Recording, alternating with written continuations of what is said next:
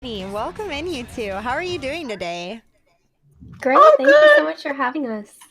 Thank you How for are you? joining me. I'm doing well. I had a really good weekend and then I worked out this morning and I feel great. I miss the gym so much. I haven't worked out in, I think, over 2 weeks because I got so sick. So sick. I thought it was the corona. I was like, there's no way I'm going down. This is how I go. It was so scary. Like, I couldn't talk. I didn't have a voice, like nothing. I was just absolutely like, it was so bad. So I miss the gym so much. Well, when are you getting back in, you know? I'm hoping, I honestly just want to fix my schedule right now because I've been going to bed late, waking up late. I haven't been streaming on time. It's been like super, super weird. So as soon as I get that fixed, that'll be like my reward to myself, you know? So that's the goal. That's the goal. Perfect. Yeah. Trihex and I were actually talking about that yesterday, and he said he wants to do a panel on fitness motivation. I think that'll be a lot of fun. That would be awesome. Yeah. Absolutely. Fitness is huge. It's a really great like topic as well. Like just to discuss with stream, with anything. Yeah, that's so cool. Yeah, on my end now my girl Jade's turned into 240p as well. Oh no. Whereby is the problem, I'm thinking. I think it is whereby. That's so frustrating. I might have to figure out something else for that. Okay. We can work with it. We can, yeah. Maybe we can brainstorm. Let's see. I'm just blinding whereby with the face. Let's see. No, you're not, Jenna. How do you know? Because these are just things that we know. Let's see. Anywho, so I'm excited to learn today. Me too. To be honest, I'm really excited because this is a topic we haven't really gone over in depth, and so I feel like it'll give me a lot of points that I don't actually know. And also I'm gonna ask some like really stupid questions on purpose, just so I can have like dumb people perspective answers, if that makes sense. Because people ask me like really out there stuff. And I realized that I have to have an answer to some of that, so I feel that. I'm gonna ask that today. I hear you. Okay, we will do our best to answer them. Sometimes I recognize that it gets difficult with chats because some people are there to see. I'm sure you're familiar with sea lioning. Some people will do that, but I do... Wait, what's sea lioning? Sorry, I'm not aware. I've never heard that term in my life. So sea lioning is basically when people will just ask a lot of questions to exhaust you, because you can take just a moment to ask a question in chat, and it might require a 3 to 5 minute answer from me, right? Like depending on the depth of the question, or like a minute answer, depending. But then they can just type it out and post these questions and questions and questions, and they're not really like engaging with your position. They're just trying to see where you're weak, which ideally you want to be really strong on everything, but it's like you are just there for them to find your weak spot and not really change their views. That's not really debating at all. That's just overwhelming someone. Yeah. That's so interesting. I didn't know there was actually a term for that. Yeah, I didn't know. Sea lioning. Right? Yeah. Wow. Sea lion. I mean, those sea lions are pretty great. They're so cute. I don't know why they had to taint their image like that. And they're getting put in with trolls. Right? Oh my gosh. Poor sea lions. Yeah, so but I engage with a lot of the questions that I get asked a lot, because I do feel like even though those people might not be in good faith, some of the questions they're asking are going to make people think, oh, well, yeah, what about that? Or there might be people who genuinely are wondering about that. So I definitely try to cover them all. Yeah. I think it's better to address rather than to just like insta ban or to timeout. I found in a lot of chats, a lot of other streamers will just not even engage. But I do think that it's important. And I think that this is the reason why we have platforms, right? Is to educate people, especially about things like this, where maybe a lot of people will back away from these conversations. But I think it's important to address these head on, if not for the person maybe who's trying to sea lion you, but for the other people in chat who are genuinely wanting to learn and who are genuinely there to like kind of understand a little bit more. So I do think, even though they may be difficult, if I don't know something, I'll look it up right then on the spot. Like if I don't know what a certain term is that someone asks me, I'll say, oh, I've never heard of that before. I'll look it up, and then I'll give them my take, my perspective of like my understanding in that moment. So I do think that that's the best move to do, instead of just like, oh, like they're clearly not coming from like a bad place or coming from bad faith. So I do think it's good that you do that, Lumi. Yeah, I think it's important. I still stand by people who have their boundaries, especially non-binary people or marginalized people who are they're having to defend their existence or their very basic human rights. I think that there's a where that I try to be mindful of that other people go through, where these questioning again their rights or their existence can be exhausting for them. So some days we're pretty strict and we're just like, we're not addressing that today because I have to answer this like 3 times every day, and sometimes I'm just tired. So it's really important, and it means a lot to me that people like you are stepping up and want to educate your chats. That makes it so much easier for people like me who a lot of the times it's like, I would like to talk about this other topic, but people can't get past my non-binariness, and we're always talking about it.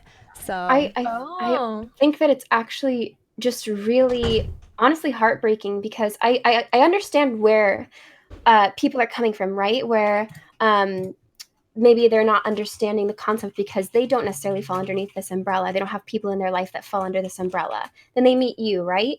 And I think that it's almost coming from a place of like privilege of, well, why do I have to address them by their pronouns?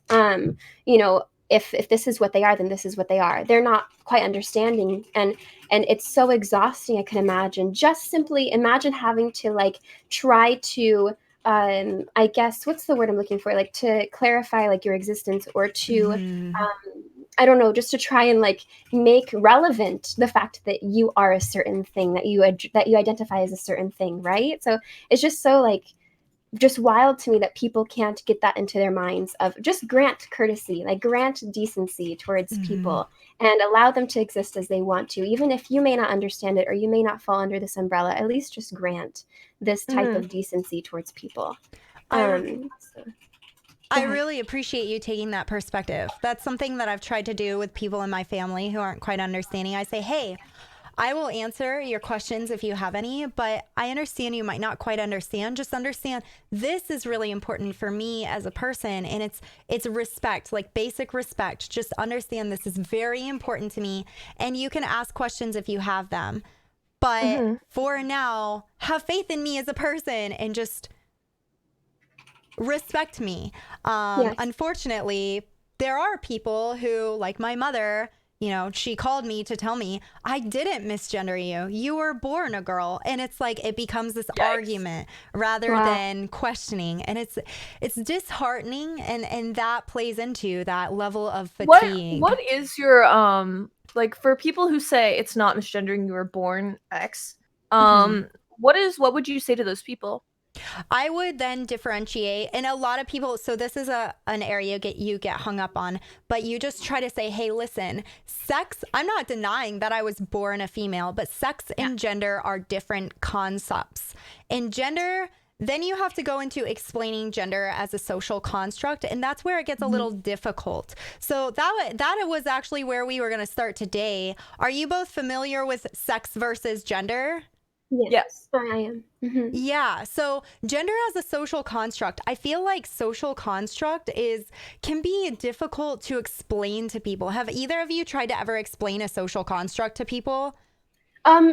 Like in very like shallow waters, I was able to kind of explain that like this is what we grew up believing to be a certain thing. It's a societal belief. Yeah, and so like it's been like indoctrinated into us and kind of hammered into us since birth. This is what a female is. This is what a male is. But we kind of have to remove that like societal lens and kind of view it from a different perspective, a new perspective of, if we remove what this is what this person is, right? So it's really difficult to explain, but how would you like explain it to people? I often go to money and just explaining that we can look at money and know it's just a paper. but it has all of these meanings behind it. We as a society have decided money can be exchanged for goods. And that's just something that we all collectively agreed on. And now it's very hard. So the problem is people will say, well, if you don't believe gender exists, then like they'll argue around like, if gender doesn't exist, then why can't I just refer to your pronouns as like your sex and things like that? And it gets in very muddy waters where they want to have this argument that as if I have personally abolished gender. And I have to go back and say, well, it's not like I can just decide no one uses money anymore. We still use gender as a society. People are still stereotyping me, and that's what I'm fighting. That's one of the reasons that for trans people, pronouns can be incredibly important, because it's helping people break out of that social construct. Did that help a little? Agree. Yeah.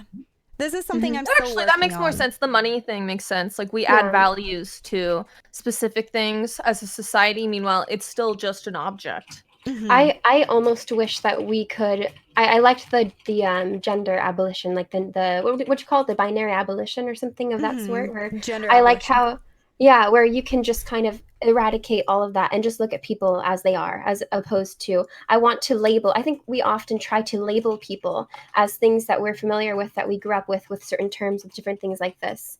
And so I do think that it is really great that we're kind of like having this movement going on where people are trying to have this lens that we're looking at people through just entirely eradicated. I think that we would have a better world, to be honest with you, because I think if we're trying to label people as something, it typically will end, in just kind of like uncertainty, or maybe like a lack of confidence. Now we have like a lot of people who are finally coming out and being honest with who they are. And so I think that it's better to look at people like as they are, as individuals, not as, well, you were born with blank, therefore you are blank, So I think that I almost wish that we could just eradicate all terminology and just take people as they are, but I know that's not realistic. So that's the only thing.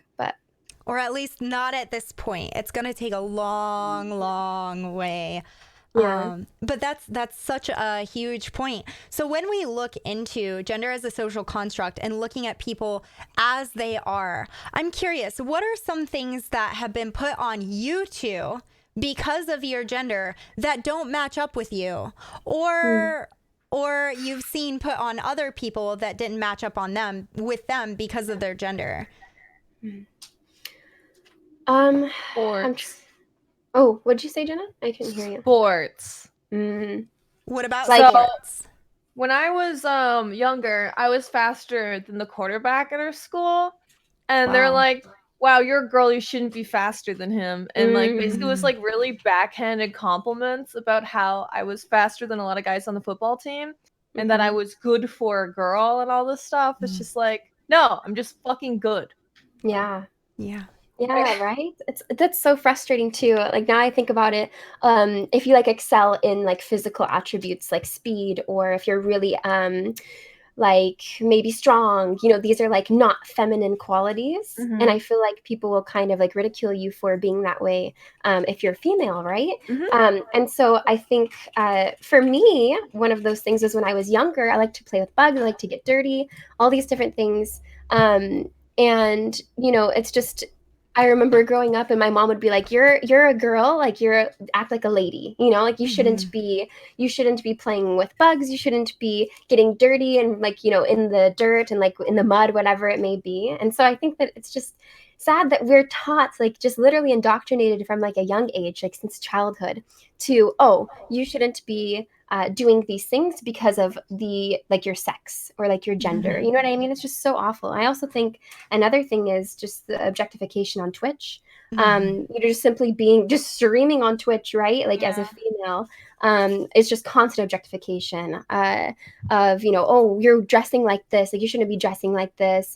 Why are you like, just, it's a way that I express myself, the way that I dress, my makeup that I do, my hair, everything that I do. This is a way that I express who I am and how I feel. I'm confident in myself. I'm confident in, my qualities that I have. I'm confident in my attributes.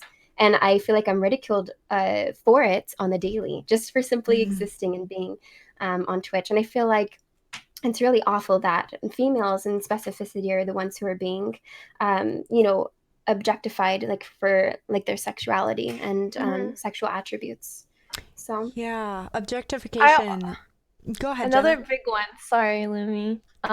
For example, I was really good at Apex, like super good at Apex, and instead of people just coming in and saying I was good at Apex, they'd be like, "Wow, you're actually good at Apex for a girl." Yeah. It's like it's almost like they're knocking, like it's like adding like an insult to something that's supposed to be a compliment. Like just say you're good, not you're good for a girl, right? You're strong for a girl. You're this, it's almost like a backhanded compliment when you say that. And I faced it a lot, like in video games, for example. People are like, "Oh my god, you're so good for a girl." And it's just like, dude, no, I'm good in general. Like, come on. Yeah. And that was like a really okay, all right, humanity. I suck at shotguns. All right, get out of here. But the truth comes out. No, I can't play with shotguns. I'm awful. But like otherwise, I had god tier aim. I could literally hit everything. So you're good at games, yeah. But I'm good at games for a girl. Yeah, it's just the backhanded compliment. It's so strange. Like how I don't know. So we can almost take this into like a really deep conversation of like, well, why aren't most females good at video games? Why do people have this like idea, right? Probably because they're bullied out of playing it. It could be that, could be the communities. I feel like it could be like societal expectation. It could be, like the woman's supposed to be at home cooking and cleaning, things like that. Like you don't get to play video games or different things like that. I don't know. It's very like we could really take this super deep, Lumi, but I don't know. It's up to you. Whatever it is you're wanting to discuss. Absolutely. So that really gets into the differences between sex and gender and how gender impacts women in today's society, or even people perceived as women, right? Because I have a lot of internalized sexism. I grew up believing I was a woman and working really hard to fit into that role, and that highly affected things that I engaged in. And that restrictiveness does cause these inequalities. So that's another part of the gender binary and how it's such a problem. So a lot of people, when they are being sexist, they assume that women are just bad at games. Why? Because they're women? Whereas what do you two think some of the barriers women could be facing in video games other than literally just having a vagina? What do you think? I couldn't find people to play with me. Oh, that's a big one. So I stopped playing Apex because I couldn't find anyone in my skill range really to play with me consistently.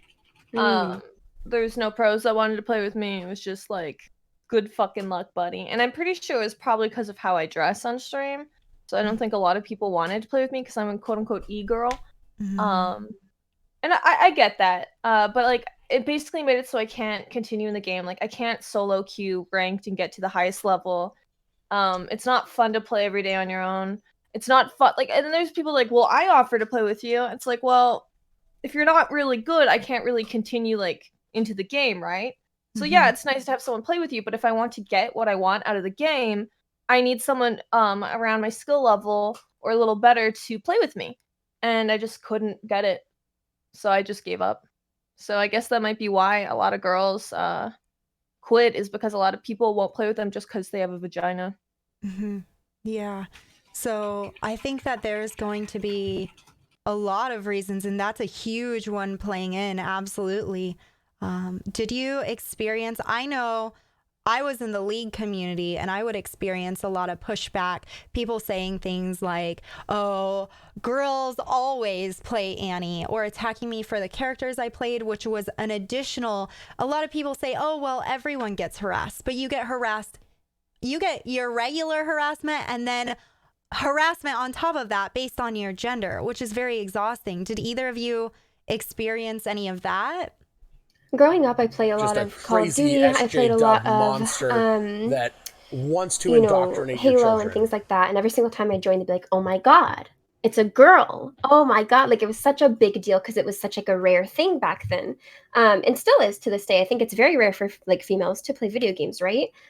So I think there's a lot of reasons. I think that we have like community issues where people are I don't know, they could be like facing harassment in the community. There could be facing objectification, again, just all these like constant attacks and different things, just simply for existing, just trying to play video game and have fun with friends.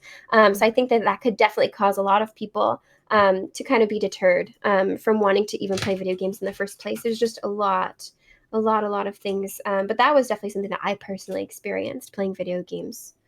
So I think that that's like a really big deterrent. And then something else that... Yep. No, Jenna. Also, when I was younger, I guess this is more of an age thing. When I was younger and I played an MMO called Rift, and I was pretty competitive. I was like 13, 14.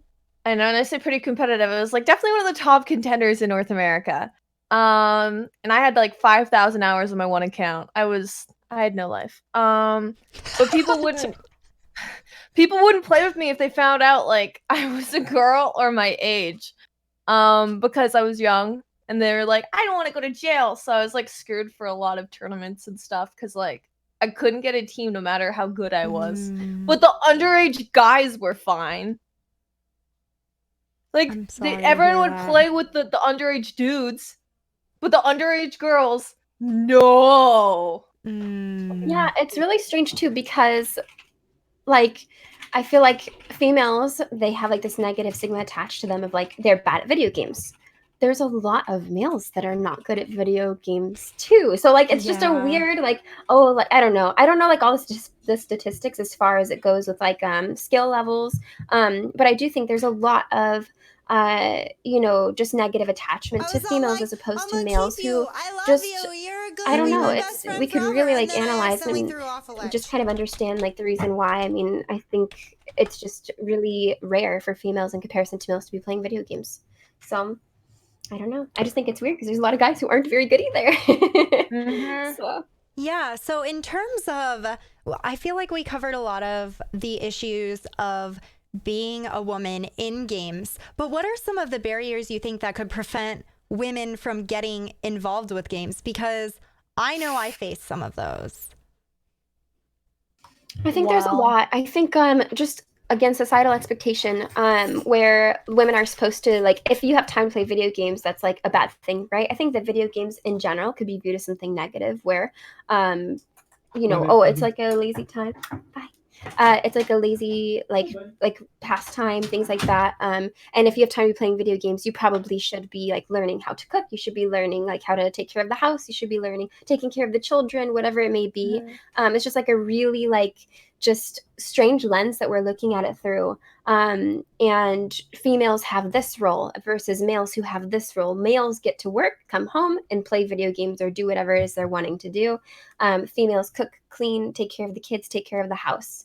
And I don't know. I think that could be like a really like huge thing that's kind of deterring females from wanting to play video games, is just the expectation of them and their roles societally.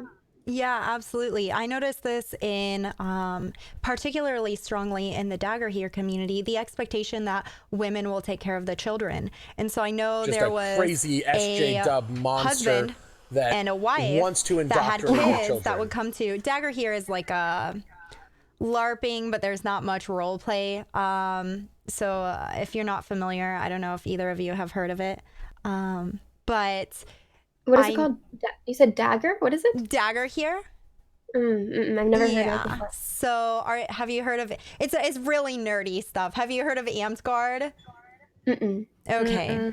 So it's like I've heard of Moonguard. I don't know what that is. You said it's like LARPing, so like, is it like a game? Is it is it kind of like a very physical thing? It's a really, I'm not going to dive into it right now, but basically it's a really nerdy thing. It's categorized as LARPing, but at least our chapter didn't have a lot of role play. But it was a really physical sport that I was involved in and I loved. However, I noticed something that happened, or two things that happened, or maybe three. So the barriers, one being that I noticed that partners who had kids, there was a specific couple that I noticed this really bad with.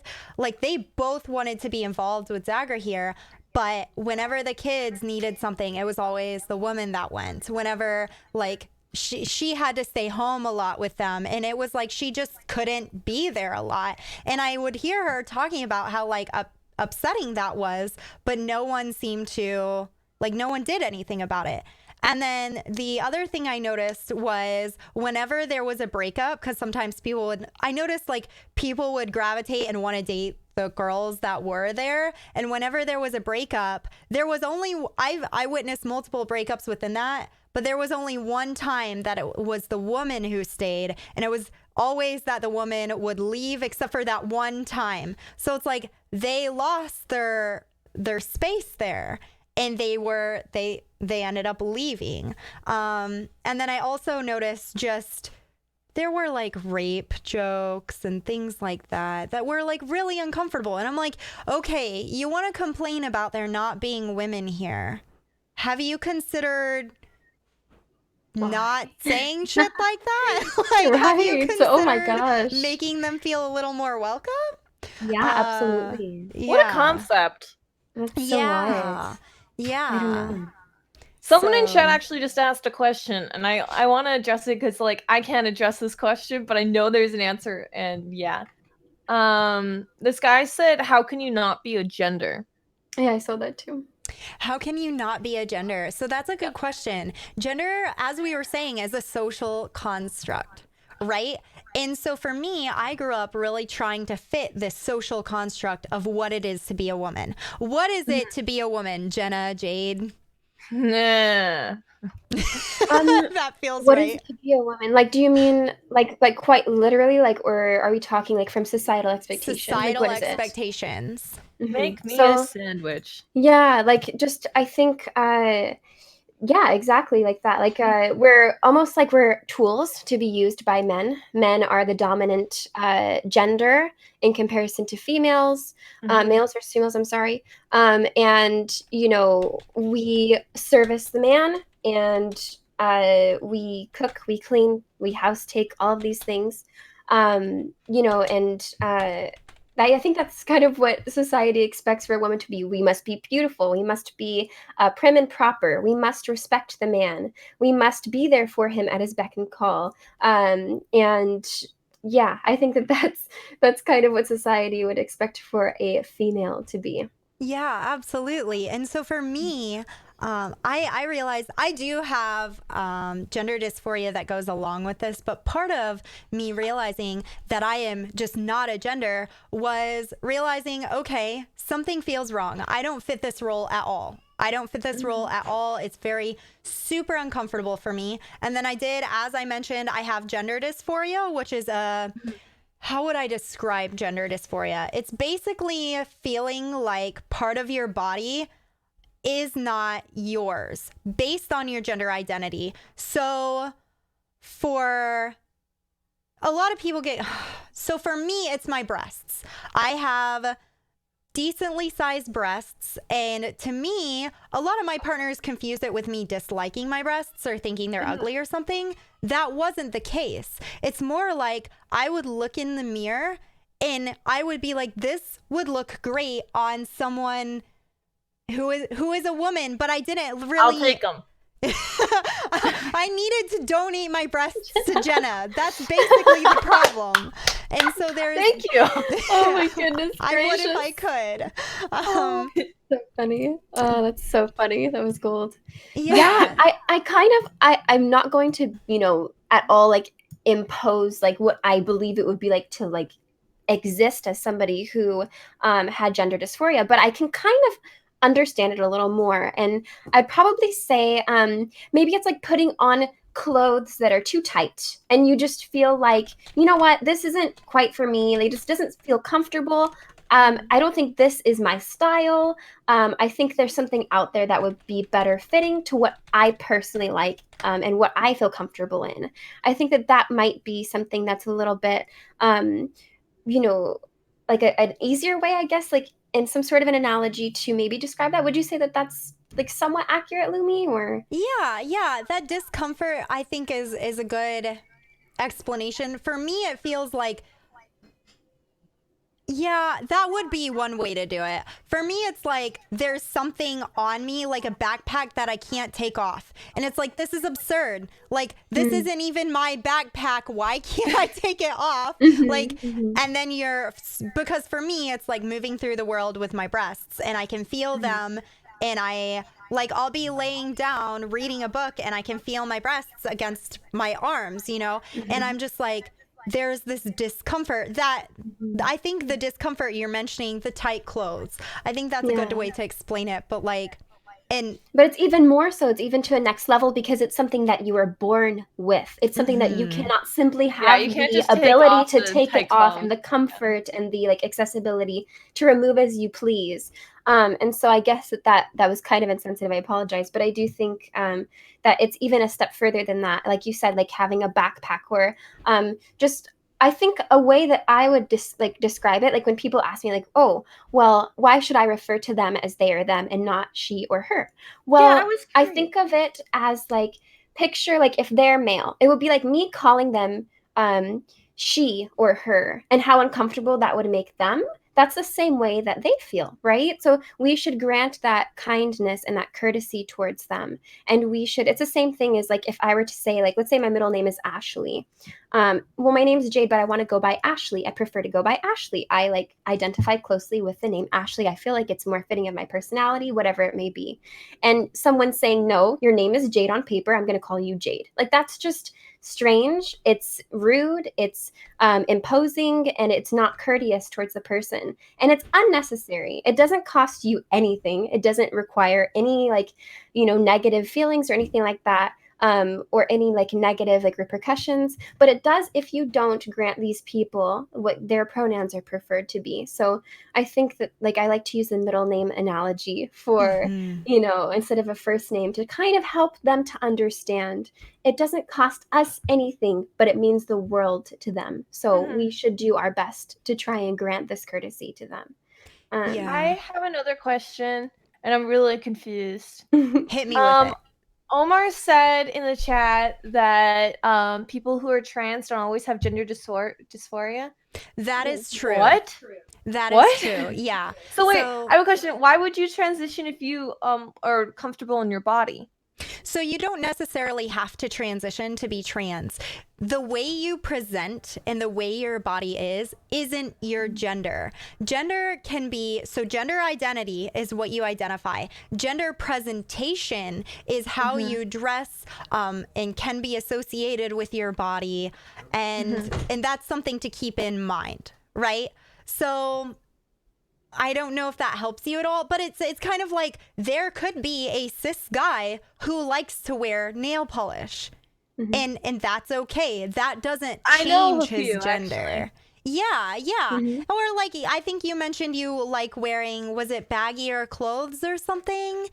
Oh yeah, my sweatpants. Dude, sweatpants are the comfiest things. Yes. True.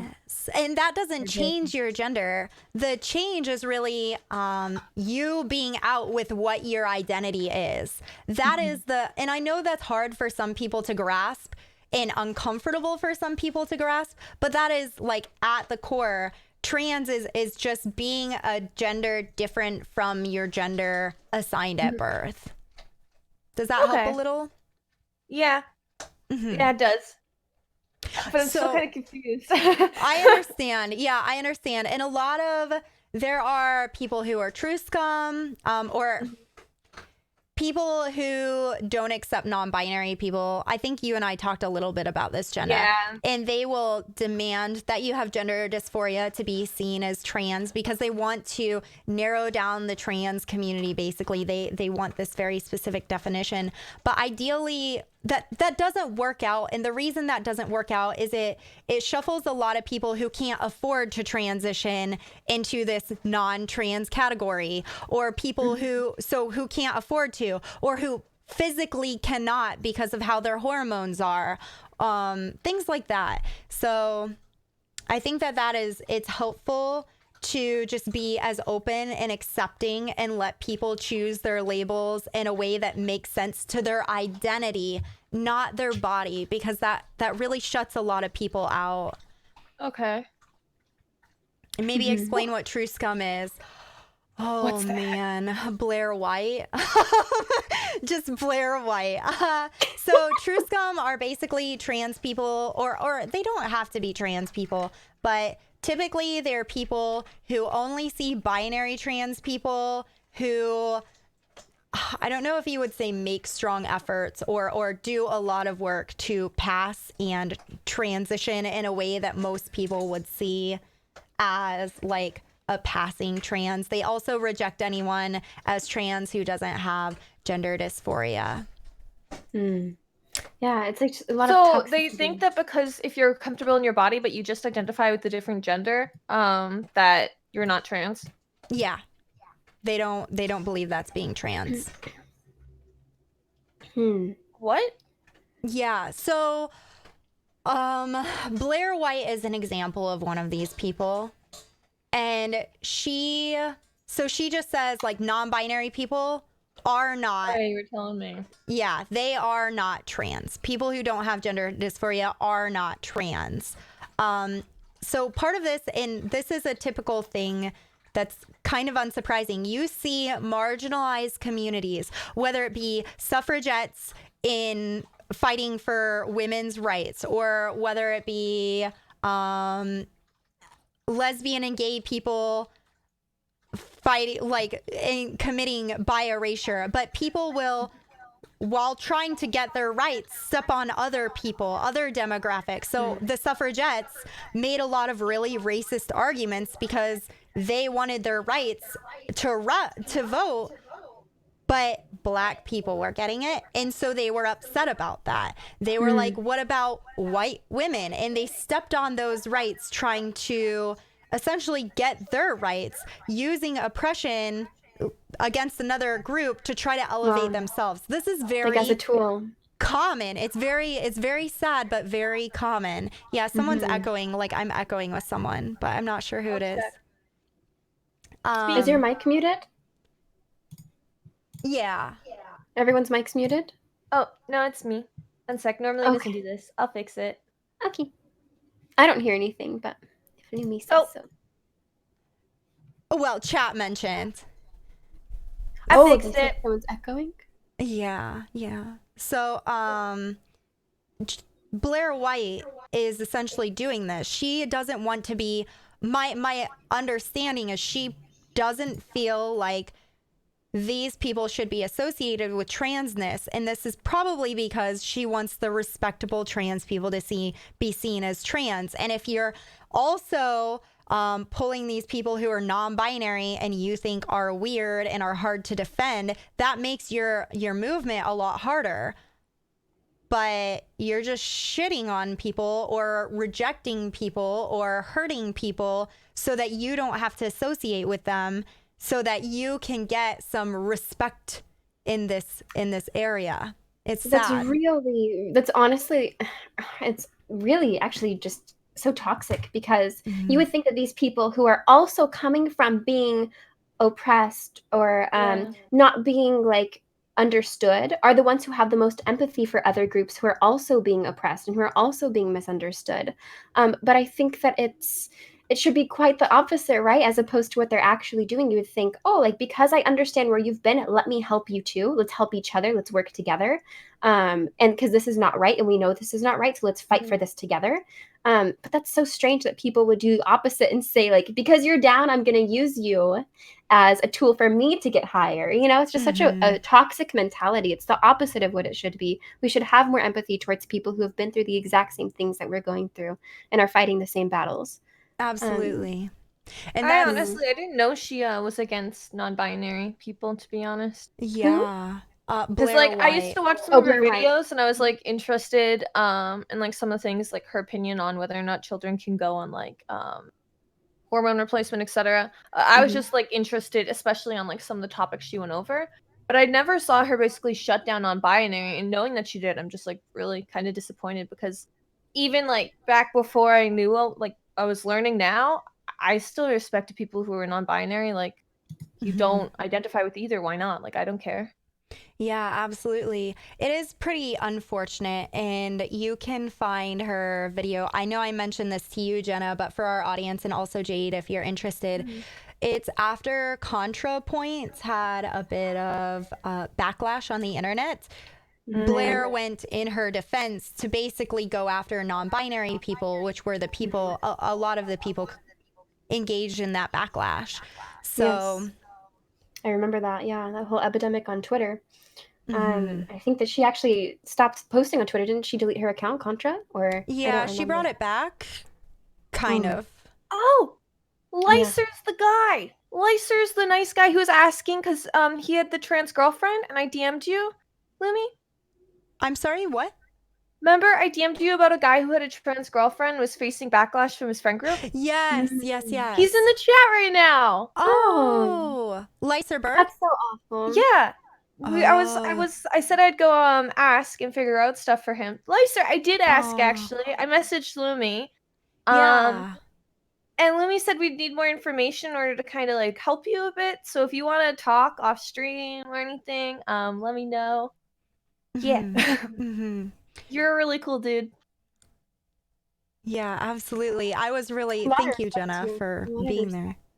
A lot of respect to Lyser, because I think that it's really unfortunate. I had actually a friend of mine who also had actually dated someone who was trans, and they did not tell him until later, and he still said, like, I love you, I want to be with you still. Aww. So I think that's so precious, that, you know, you're willing to go against friends, going against whomever it may be, that's uneducated, that's unempathetic, that doesn't grant you like that kindness to support you through your love and who you choose to love. And I think that you have like a really big heart, and I'm really, really just happy for you. And I hope that you guys have a beautiful relationship.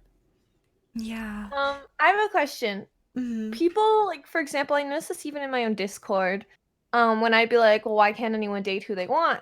Like, why can't you date a trans woman? And I don't really know how to respond to people who basically are really toxic sometimes in my Discord, where they basically, I've tried to defend someone where they said they were dating a trans girl, and then they're like, well, it's gay. And I'm like, well, no, it's not, because it's a woman.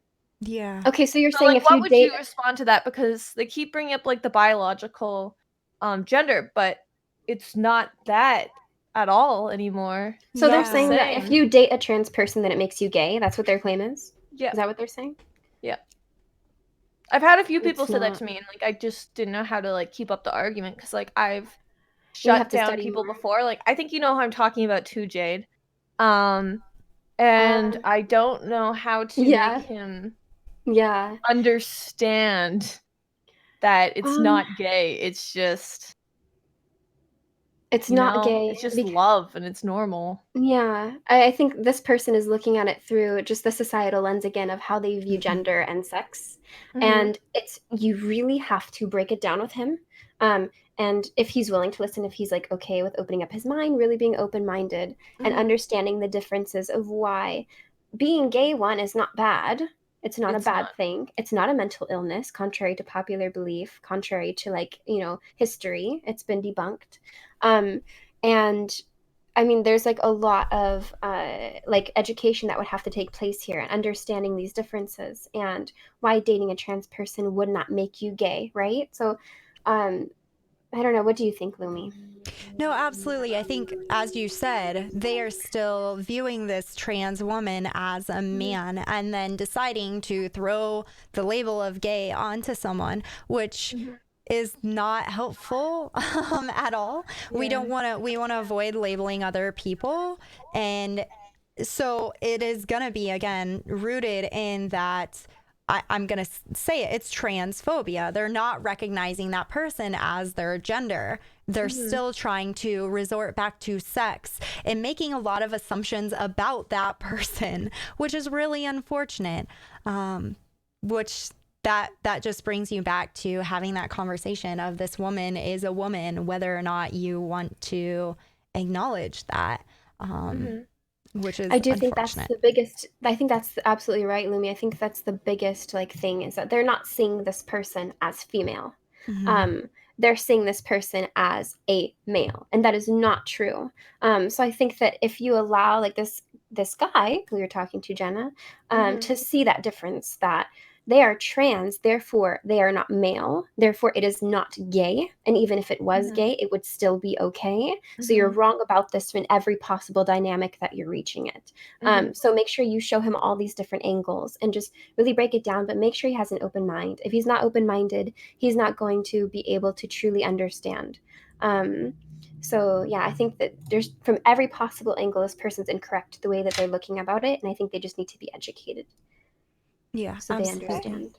Absolutely. I also noticed like there's a lot of girls in the Instagram and like YouTube scene that are trans. Like you could never tell, but they're scared of it, like saying they're trans. They'll face so much backlash, and people won't see them for who they are anymore. And I think it's like really, really, really scary to be in that position, because in my like they're seriously, they are women. Like they're full blown, they're sexy, they're beautiful, and people will still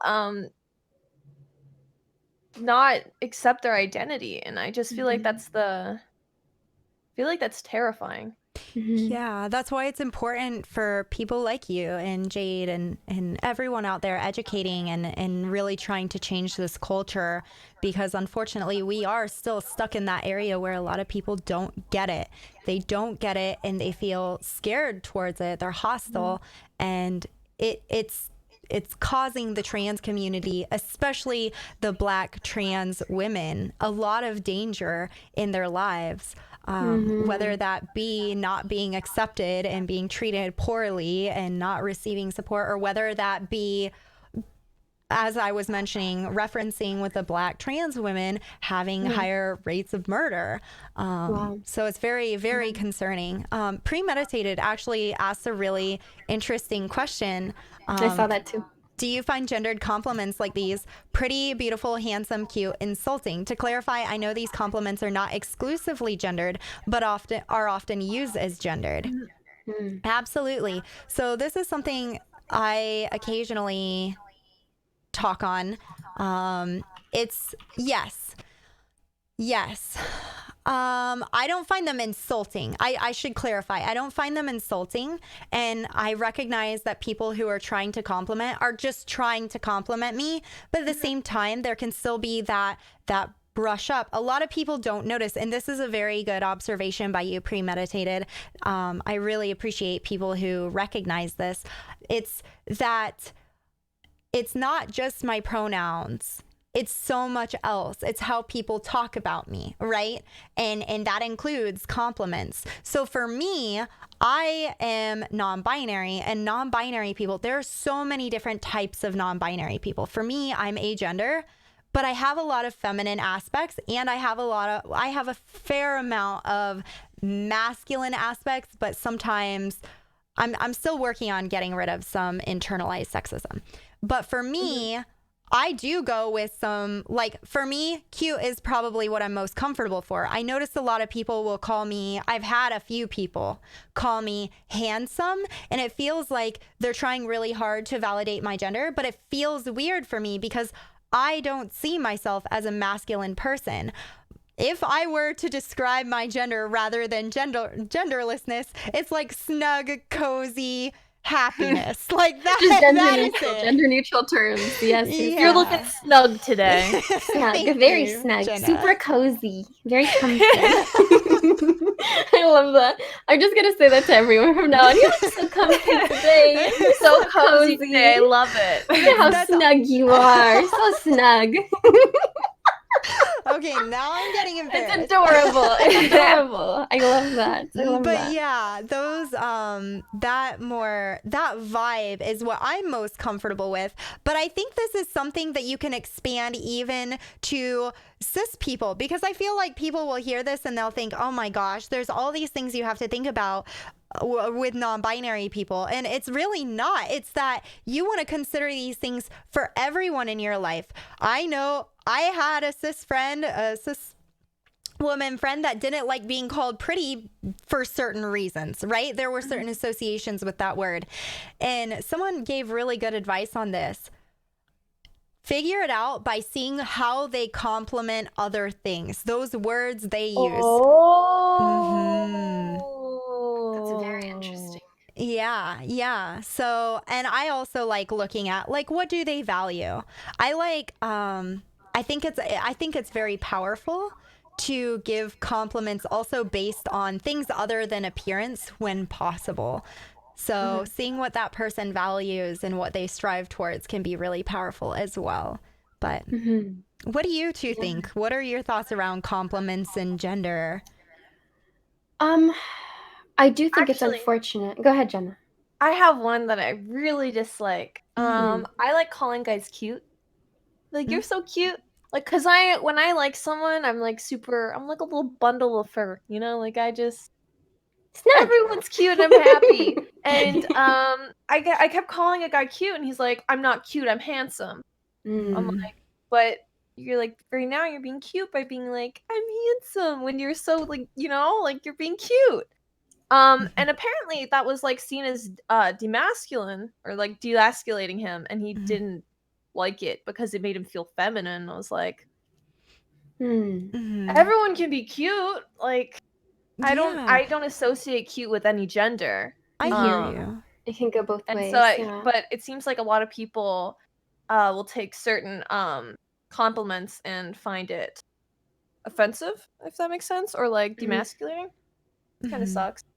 Yeah, it can be unfortunate, but I think at the end of the day, we do compliments so that we can appreciate that person in a way that feels good to them, right? Yeah. So there's a lot of individual learning we do with the people we care about to be able to respect their gender identity and respect their identity as a person. It can be difficult. How did it feel when he said that? Like, it probably is a little uncomfortable. Because I thought I was offending him. If that makes sense. It was kind of hard for me to stop. It was kind of with like, for example, pronouns. Learning to not use that word with that person, because I'm so used to calling people cute, like male, female, doesn't matter to me. But he specifically felt lesser because of the word, and I was like, shit, okay. Did you explain? They corrected me a few times, but I did stop using it. Okay. Did you explain to him like, hey, I'm not coming from this place of like, oh, cute's like a feminine word to me. Cute is gender neutral. He didn't like it regardless. Yeah, I mean, I think it's good that you explain, and then of course that you were able to like adapt. Like, that's all we can do, right? Like, if we learn, we don't make the same mistake twice. Like, we just kind of grow from that, and then I made the same mistake twice, but I did learn within the same day. That's good. That's good too. That's a good stuff too. As long as you're moving forward and progressing in the right direction, it doesn't matter how long it takes you, right? As long as you're actively trying. So I think that's what matters with everything. But yeah, just the respect of that. Absolutely. Absolutely. I think a good... Go ahead. Go ahead. I was going to say, I think like a good gender neutral compliment would be like good looking. So we're not necessarily saying like, oh, you're handsome, you're beautiful. They could say like, oh, that's a good looking person. You're very good looking. Say you're looking like a snack. Snacks are gender neutral. That's true. Yes. So yeah, I think that maybe good looking, there's like a couple other gender neutral terms you can use. But you know, just until you figure out what their preference would be. A snug snack. Oh, I like that. Yes. Just a crazy SJW monster that super wants cute to indoctrinate your children. Snack with 3 C's. Snack. Yeah, absolutely. I have used the word attractive a lot too, but there is definitely a different message sent with attractive, I feel like. But compliments can be so nuanced. It's very interesting. So I'm glad someone brought up the gendered aspects of that for sure. Yeah, it's a great topic. Yeah. I think it's interesting that, like, since birth, we're kind of taught, oh, like, girls are supposed to be cute, girls are supposed to be pretty, girls are supposed to be feminine, girls are supposed to be this, and men are supposed to be masculine and all these different things, right? Macho, strong, emotionless. I think, to build off of the men thing, I noticed in chat people are bringing this up. People, like, when you're really like masculine, it's seen as being gay as bad through masculinity because it's not seen as masculine to like other men or find them attractive. And so I think a big thing and why a lot of men are terrified to date trans women, no matter how sexy, beautiful, completely transitioned they are, like not even remotely the same, is because they're absolutely terrified of being labeled as gay because of masculinity's basically brainwashing put upon people. And literally, I can name so many guys that are absolutely terrified of being called gay. Like, it's the biggest insult, you know? Like, I know guys who have freaked out over it. And I think that's the main issue, is that guys don't want to be labeled as gay when they're... I think it comes out of masculinity. Yeah. And I think masculinity itself is toxic. And I think it creates a very toxic viewpoint for men to see trans women as real women. So, something I do want to mention, I agree that shuffling people into gendered expectations, I think that is toxic. However, I think when you say masculinity is toxic, like as a whole, it seems to be going after all of the attributes of men. No, as I don't mean like that. That's I was like, I think when you say that, I'm sorry, people are I going to misspoke, misunderstand. but I'm saying like toxic masculinity, like the bad parts. Yeah. And I feel like seeing gay as bad is part of toxic part of that, masculinity. yeah. I don't think being gay is a bad thing. In fact, I think it's a beautiful thing, and gay guys are really awesome. Like, Jenna's like, gay guys, hey. dude, I love gay men. Bi men are the best. Like, oh, it's... I love everyone, then they just love everyone. Right? This Absolutely. came up, if you don't mind if we discuss, I think this is actually really interesting. Somebody had said, she was talking specifically about toxic masculinity, not masculinity, because I don't think that it's toxic entirely. I agree. But I think that we should discuss, in my opinion, the homosexuality of females versus males, and how almost being a homosexual or even bisexual female is encouraged, as opposed to males who it seems to be like looked down upon. And why those things happen. It's because of men. They find it sexy, and so or like it's a sexual aspect for them. So basically what guys, when they like something, it's seen as good.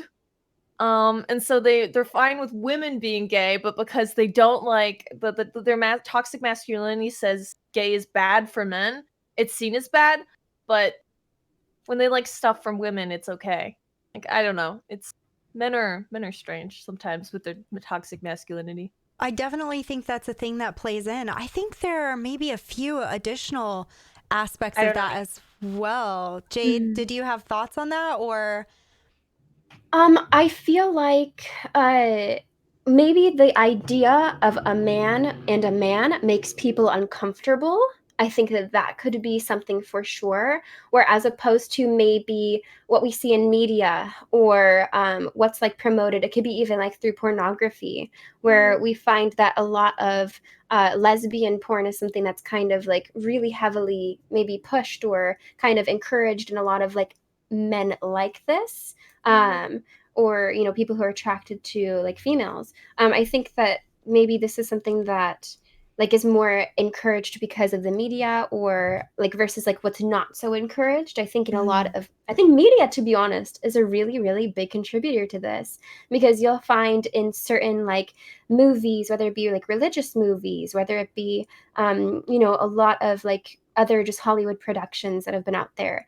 If we find out that someone is gay, it's a very big negative deal. And it usually leads to turmoil in relationships and certain issues or circumstances where their son is gay and he's coming out and they don't know how to feel about it. And, you know, I just almost feel like it's more negatively looked at. So I think that could be a really huge contribution. Yeah, I think that I never even thought about the media aspects of that, but of course we get a lot of our ideas growing up and moving through life through media, so that's a very interesting perspective. And then the porn tying back into Jenna's point so well, which is a really good point around the male gaze and what men feel is attractive and therefore perhaps good. Going into like a feminist analysis, a gender analysis on this. Also recognizing that men are seen as supposed to be dominant and powerful, and part of their sexuality being dominating and going after women in this way. But suddenly, when you are gay and you're with another man, who is dominant there? One of them has to lose power, and losing power is emasculating. We certainly don't want to do that. Whereas with women, if you are trying to be with another woman, someone is certainly the man in the relationship, which means one of those women is gaining power, not seen as emasculating, but empowering, right? That is another look into how sexism and homophobia are intertwined. But I think it's all of these things in play for sure. Yeah, absolutely. I never actually looked at it through that lens, but you're absolutely right. Wow. I do think that that could be another form of toxic masculinity. I'm losing power. This is unacceptable. My ego will not allow this. Society will look at me in this negative light if I'm losing power. Because as men, we have to be the most powerful, creatures, and we have to, be successful and have all this like prowess and all of these things. But as opposed to the females, who are supposed to be submissive and give in to the man, I think that is actually like really interesting to put it that way, where one of, not necessarily the other female is losing power, but one of them is gaining, so it's nothing but like a net positive, right? As opposed to like the males, something's going to be a net negative according to societal standard. Yeah, absolutely. And then so something that I experienced when dating the women that I did, especially when I was identified as a woman, I noticed that people also, so there's a level of, can a woman step up and fill that role? Because we have all these sexist ideas, right? And so it gets very concerning when I realized that, especially like I was poly at the time, and I felt like some of the guys that would come into the relationship didn't see our relationship as valid, as solid, as serious. It felt like our relationship wasn't taken as seriously. And I wonder if gendered aspects played into that. They felt like, well, I can be more of a man, and there are ideas around that. And lesbians do experience, and I'm sure by women in woman relationships also experience this idea that, well, you just haven't had the right man, you just haven't been set right yet, which is really, really unfortunate. Like a you have to be put in your place type thing, or like what kind of? No, you'll learn over time. They think you'll change. Like you just haven't had the right dick. Yup. Basically what they're saying. Okay. Wow. Yeah. It's really demeaning. It basically demeans your entire sexuality. And saying that you don't really like women, you just need the right guy. Like the quality of the sex is going to determine your attraction for the specific sex or gender, right? Yeah, wow. Yeah. So that's just very ignorant. They're just very ignorant people for having that stance, right? Like they obviously are uneducated. They obviously don't like understand exactly what it is. Well, they also just view women as objects, I think, at that point. Yeah. It's just objectification. Just makes up a relationship. They probably don't really respect women there. Yeah. So it is so awful. Unfortunate. And that is a problem, though, the respecting of women and tying that back into, as we were talking about, social constructs and how women are objectified and women are seen as weaker, needing taken care of. And as Jade has said a lot, like being submissive and doing things for the man. Absolutely. I think the best relationships I've had are where there isn't any really dominance complex except for in the bedroom, in my opinion, where people contribute equally to the relationship. Yeah. No one's necessarily in charge. Each people are listened to. Like, I don't have to go make a sandwich. Maybe he'll make me a sandwich. Like, absolutely. Like an exchange of services, an exchange of like power. There's no like power dynamics there. Like both people are on the same terms as the other. They both contribute the same towards the other partner. Yeah. If they want to do something in specificity, they can. It's not like, oh, I'm the female, I'm supposed to cook. If they want to cook, they can cook. Yeah. If they want to work, they can work. If they want to take care of the kids, they can. We have so many relationships like that now, thankfully, and I think it's so unfortunate that we have males who are taking care of the kids and are looked at as like, oh, you're the housewife. It's just such a terrible, terrible, like, imposition to like place upon that these because people. it almost demonizes men loving their children and like taking care of their children. And I think Interesting. I don't like that at all. Yeah. Men should be able to be just as sweet to their kids as women are and take care of them just as much without basically being demeaned for that. Yeah, so Bai, I don't know how to pronounce your name, but loving children is cucked AF. That is a very good example of what we're talking about. People being seen as whipped if they are taking care of the children or as put into a subservient role. And I really appreciate you saying that, Bai, because you just provided such a beautiful example of this ideology in our society. Thank you. So yeah, that idea is exactly what and we can go back into reinforcing gendered constructs and how damaging gender constructs could be, instead of assuming because you are a woman, you will do the cooking, the cleaning, and these other things. Instead, you can, as you two were saying, be equal partners. And I think what's even more beautiful is choosing your roles, discussing them as partners, doing what fits you best. Yes. Which I think ties back into. Yeah, like executing on your strengths, understanding, communicating your weaknesses, your preferences, whatever it may be. I think those lead to the most like healthy, successful, thriving relationships, regardless of gender. I think it's personality. I think that people should be looked at upon like based on their personality, not their sexual orientation, not their skin color, not their socio-demographic, standard, just all these different things. I think we're looking at people through these very specific lens that aren't even in contribution to who they are as a person, only like, their preferences or different things like that. I think that, or like things that are out of our control. We don't get to choose how attractive we are. We don't get to choose the skin color that we have. We don't get to choose how tall we are, how short we are. Yet we judge people based off of these things that are entirely out of our control. And I think it's just such a terrible and toxic way of viewing individuals and groups. And I think that it needs to be eradicated over time. And I hope that it does, where we're eventually coming to a point where we view people as who they are, not as what they look like, not as what we expect them to be. Yeah. I think that's a much better world. Yeah, I heavily, heavily agree with you. So we're in a society that we all recognize as not doing that. Where does that start? I guess what I'm getting at is a lot of people see these as inherent things, right? I call this gender essentialism, where you look at someone, you recognize them as male or female, and you have all of these stereotypes and assumptions of that person. But when we move through society, we might see that a lot of guys do fit a fair amount of these masculine things, or try to, and women do as well, and it seems more common. Why does that happen? I would argue our how we are raised, but I know a lot of people will look into or argue, again, as I was saying, gender essentialism. How much do you think each plays in? Do you think, what are your thoughts around that?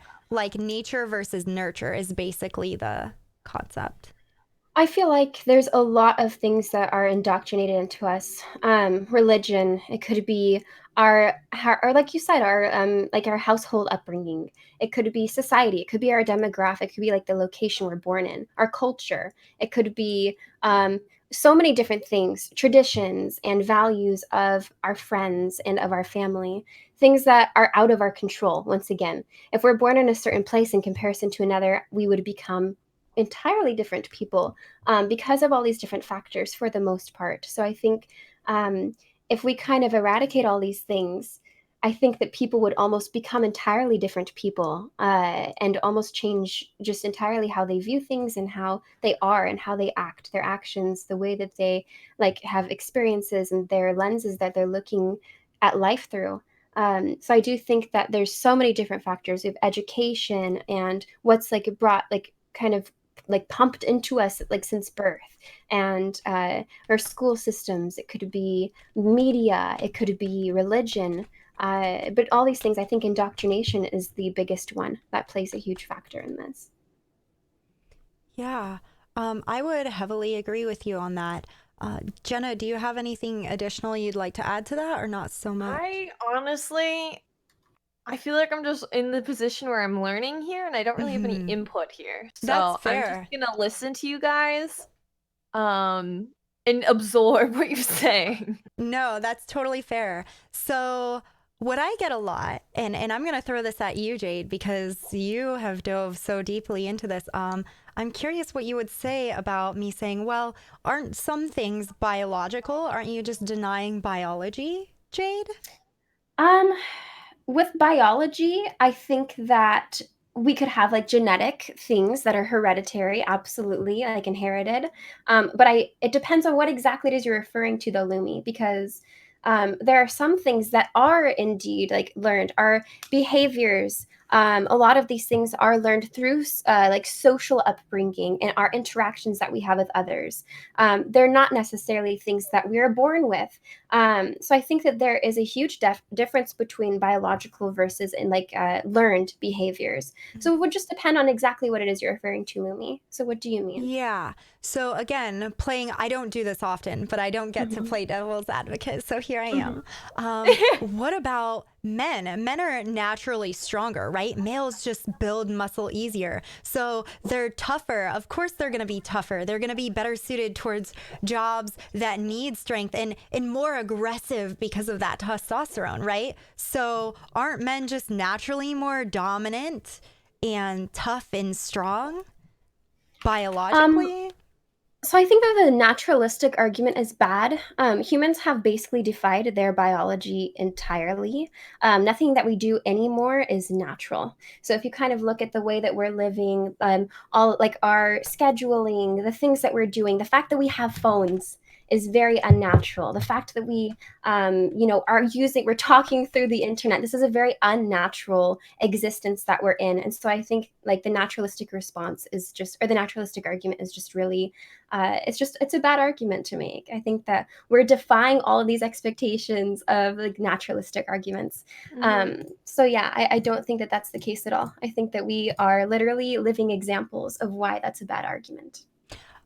That was beautiful. I've never taken it from that perspective. For me, I always turn and say essentially, well, how do you know? Because yes, we have this, I want to say, bimodal distribution. A lot of people see it as females being born over here in this area on strength and males being born over here in this area of strength. But the reality is we have a lot of overlap, and it just is kind of like this. With males over here, females over here on some things, and a lot of them we don't have that differentiation.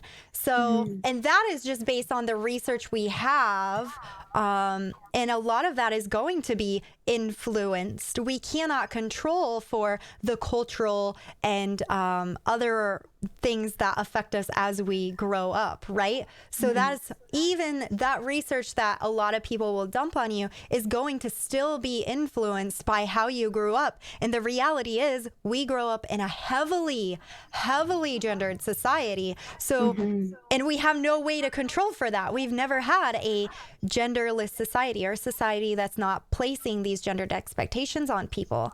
Right. So yes, chat, we live in a society, and wow, really? We live in a society. Yeah, we live in a society. We always have to put the meme. Yeah. Of course. Oh my goodness.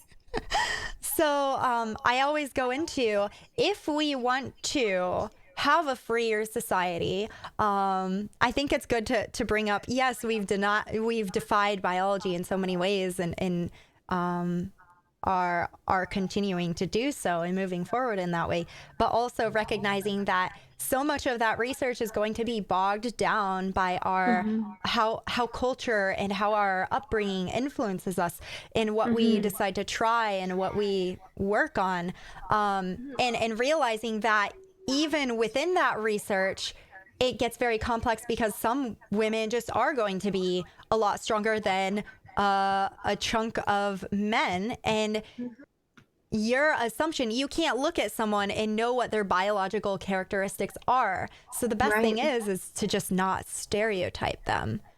Right. My sister wins a lot of bets at the gym. She can lift like 450 pounds with her hip thrust. And so guys will act like they can lift more than she can, and she doesn't know what she's talking about. And she'll be like, all right, bet, let's go. And so she challenges these guys to that, and she beats all of them for the most part. And they're just like, just eating their She really words. enjoys it because people put her down and don't think she can lift what she can lift, but yeah, she can lift a lot. It's great when you like surpass expectations, and it's interesting. It's almost like we view people, because we're viewing them through this lens, when they surpass it, we're shocked, right? But it's the fact that we're viewing them through this lens at all that I think needs to be corrected. Just simply because your sister's female, she's expected to be weak. But had she been a male, if she were to do like 450 pounds for hip thrust, oh, like that's expected, or oh, that's super strong, or like, wow, like that's so like masculine of you, and so masculine of your sister. You know, it's just, it's really strange that we place these stereotypes, like you said, Lumi, on these people without even having them open up their mouth. Like we're already looking at them in the way that we've been taught to and raised to. So it's just awful. It's so awful. Yeah, absolutely. Absolutely. So that is, again, a lot of people, and I saw someone in chat say, well, statistically, men are going to be stronger. Again, we want to look at the factors for that, and we want to make sure that we aren't using this statistic to suddenly shuffle people. Everybody. Shuffle everybody, every woman into this area and deny women opportunities, deny women their freedoms based on this statistic. It's not helpful. It's really not helpful, and it demeans the girls who actually do fall out of the statistic. Like, sure, there's also a lot of guys who probably don't fall into the same statistic as other men. Do we attack them? Do we degrade them? Like, we don't want to. Yeah. No. So everyone's different. That's why we have individuality. And not everyone will fall into the same categories as other people. And that's what makes the human race individual, unique, and special. And it's actually how we grow as mankind, is via people's differences. That's how cultures develop. It's literally how the whole world has been developing over time, is you take people's differences and you grow from them. Yeah. But right now, I don't know why we're in the situation where people refuse to accept people's differences and not grow. But you know what? It's been so heavily like just integrated into our minds by now. That's why it's still happening, and why it is happening at all, is because of all of these different things we mentioned before, that have just been like just force fed into us, and it's led to this type of a society now. And thankfully, we're breaking free of this, of like these, I like to call them like chains. We're finally breaking free of like the shackles that we've had for so long now. You know, we're finally going to start progressing into a positive society that's more, I think, just wholesome, more accepting, more understanding, more educated. And I think it's great that we're trending this direction. Yeah, absolutely. Absolutely. So when we look at why this exists and how to get rid of it, how early do we start gendering people? Since before birth, in the tummy, you know, in your mom's tummy. Oh, it's a girl. What's her name going to be? You expect to have like pink, you know, blankets, pink everything in the room, or blue if it's a boy, or you know, it's just I even before we're born. Like blue more than pink. Me too. I wish I had a blue room. Yeah. I love blue. It's my favorite color. But it's so strange. It's like literally since before we're even born, we have all these expectations of ourselves. You know, from our parents, from their friends, from all these different things. So yeah, absolutely. So that that, what is the word I'm looking for? Almost cultural indoctrination of gender starts so early on. And that's something that as I don't know if any of you two are planning on being parents. I know I'm not, but I talk to a lot of people who are, and it's interesting to look at how do we raise a kid with more freedom without that indoctrination. I would say, maybe starting out having like gender neutral colors, or like it could be anything. It could be gender neutral names. It could be all these different things that we're taking, correcting our friends, correcting, um, you know, our family members. Hey, like we are going to allow them to choose how they want to be viewed, how they want to be referred to, what their name is. If they want to change their name, they have all the rights in the world to. All these different things I think would help to grant them more freedom to grow up knowing that they're loved and accepted regardless of their orientation, regardless of their gender. I think these are all just things that we can do, and I think it's our responsibility to do these things because we want, as parents, I don't want to have any children, but I think that it's great as parents that, we're wanting to just kind of having our children grow up in a neutral environment so they can truly be as they feel they are and as they grow up feeling they are, not what we expect them to be that they are. And I think this is a really important difference to make if you're going to have children, because it causes so much like uncomfortability and uncertainty. It could cause like that gender dysphoria. It could cause all these different issues we don't want for people to have and for our children to have. We want them to feel loved from birth. Is our job as parents to do. So I would say doing those things would be really good to allow them to choose. I have a question for you two. How does it feel to have people discredit the fact that you don't want to have children by saying by the time you're 30 you'll want them because that's how women work? Well, I'm not a woman, so fuck off. I know, but you're going to get this anyway. Yeah, I do. I get it. That is my first initial response. But I always just say, like, it's not like I know I don't want kids, and you can tell me this and you can tell me this, but I'm not going to bring someone into this world thinking I don't even want to do that because you are telling me that I am going to want this. Because if I show up and I do want this, I mean, maybe I can adopt, or I will have spent a lot of time with other people's kids. I have a niece and nephew here that I just adore being around, So it's not like kids don't exist in my life. That's not the reality for me. Also, for me, and I don't go into the details, but I just can't carry a pregnancy to term. And that, for me, is okay because I don't want kids. But then I would rather do that and I still have kids in my life, and I can, if absolutely needed, adopt a child. But the flip side is I have a kid because someone told me that at 30 I will want that because biology, and I have a kid, and guess what? I don't like having kids, and I'm unhappy. and then that's sad because that child exists. Why? And in an unhappy home. And how horrifying is that? I think that is much sadder. Very bad. Yeah. It's not worth it at that point. I like to view, like, I don't know. People always ask me, "Oh, Jade, do you want to have children?" I say no. They say, "Why?" Like, "Oh, you'd be such a good mom. You'd be this, you'd be that."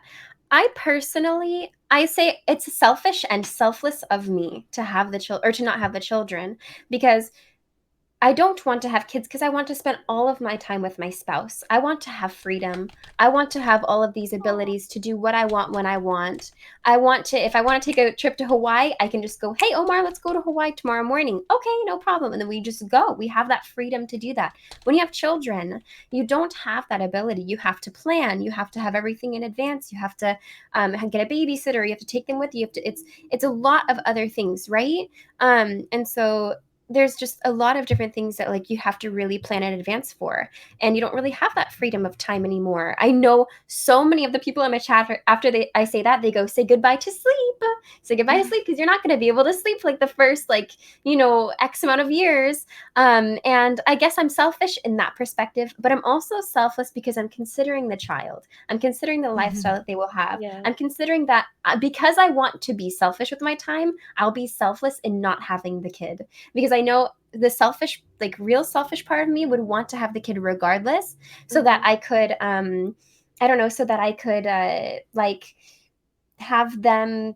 just have like the cute moments with me, like the fun moments with me, instead of just like taking on the full-on responsibility. So I think that there's like a lot of other elements. I also think there's almost like an immorality. I wouldn't say I'm like an antinatalist, but I would say I do think that there's a part of it that's almost immoral to bring children into this world, because you have, you know, like so many things that are going on, so many diseases. You have heartbreak, you have all these different negative factors that are taking place. You have people who are literally not wanting to live because of all of these. It could be the climate that we have, the social climate, the gender dysphoria. There's so many people who are not wanting to live anymore and who are going through so many issues. And I just think I don't want for my children, who I like love more than anything, to go through that, right? So there's also like that selfless part of me that's also thinking about that. And if, you know, I don't know, there's just like, there's so many different factors we could really take this. But I do think that there's almost a lot of those kinds of negative factors to take into consideration as well, that a lot of people don't think about. I didn't ask to be born into this life, yet here I am. And, you know, I think that's kind of a brave stance to take, but I do feel this way. I do think that life is beautiful, but I think that it's also really tragic. So I think to impose and to force somebody to become alive is kind of selfish as well, and almost immoral. I Also, hear with you the on upbringing that. of children that we're talking. Sorry, Lumi. No, go for it. Like for example, in my experience, I feel like gender and sexual orientation and indoctrination starts really young. Like I agree with that. I also experienced it. Like for example, I remember, because I've always kind of asked questions, kind of the thing I do. I remember asking my mom, I was like, Mom, what would you do if I was lesbian? And she's like, don't cause more problems for me. And that was her response to me. I am so sorry. And so like I kind of like take that type of, you know, like that is not how you should respond to your child. Like that is the incorrect way. So like if that's how my mom responded, even though she, for example, taught me tolerance, she still didn't accept it no matter like what she would tell me on the other side of things. It kind of proves that A, she was hypocritical with what she was teaching me, and B, I don't want to teach my kids that it's wrong to love someone no matter who they are. And I thought that was like a really, really, like, even though I'm not lesbian, I thought that was really a shitty answer, because it made me feel bad. Like, how is me liking someone a problem? Like, how am I causing you a problem? Right. Yeah. And I would never want. I don't think we should ever impose that on our children. I wonder why as well. Sorry, Lumi, go ahead. I'll let you. No, you're okay. I was just going to say, this is something that I see in my mom a lot as well. I don't know. It feels like everything I do, whether it be being non-binary or changing my name or doing something with my hair she doesn't like, or playing Pokemon, God forbid someone enjoys something. She takes it very personally. I know. Same. She takes it very personally, as if I'm attacking her, I'm trying to hurt her in some way. And it almost feels like some parents, they have kids because they want little people that, I don't know, they want them to be a certain way, and they feel like they have some level of control or say over what they do. And it's for my mother, it seems hurtful to her when I be my own person. And I'm like, maybe you don't, I don't know if you, like, part of love for you is controlling who that person is. And you can, I don't know, it's very bizarre and sad. And I think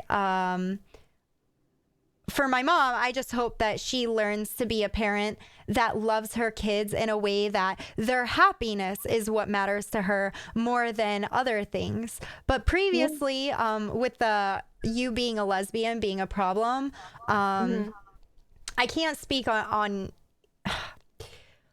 I noticed my mom reacted very negatively, and I didn't expect this. I should have. Really? I don't know why, but when I was going to take a woman to semi-formal, she reacted horrible. And sometimes I think some of the things that I did that were not normal or going to cause me problems in a conservative area, she would get upset because she was worried I would get harassed or bullied. And this feels like a huge stretch, but the only reason I could see her saying it's a problem for her is that either she has to do that emotional processing that you are your own person, or she has to deal with some internalized that would be in conjunction with her dealing with internalized homophobia, or she would be worried about the harassment you would experience in a very selfish manner, though, because it becomes a problem for her that you're sad. And she has to help you through that, which is very horrible.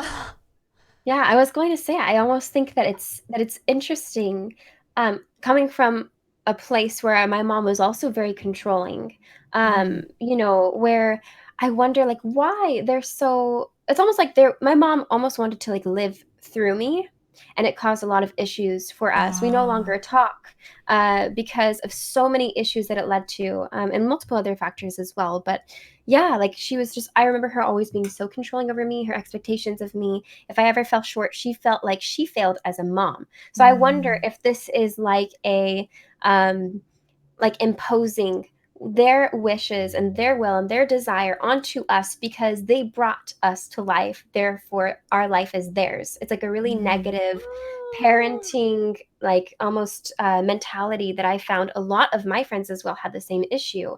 And I wonder, why would it make them uncomfortable for you to be what they're not wanting you to be, right? Like, why would it make Jenna's mom uncomfortable for her to be lesbian? I don't know. I think there's just a lot of things where it's almost like because they're not lesbian, they don't want their daughter to be lesbian. And it's so strange. It's like such a weird, like unempathetic stance for them to have. So I think that it could be because they themselves are not these things, therefore they don't expect for us to become these things, right? I think that it could be coming from that place. But I was thinking, why does it make people uncomfortable? Why does it make our parents uncomfortable for us to be what they're not expecting?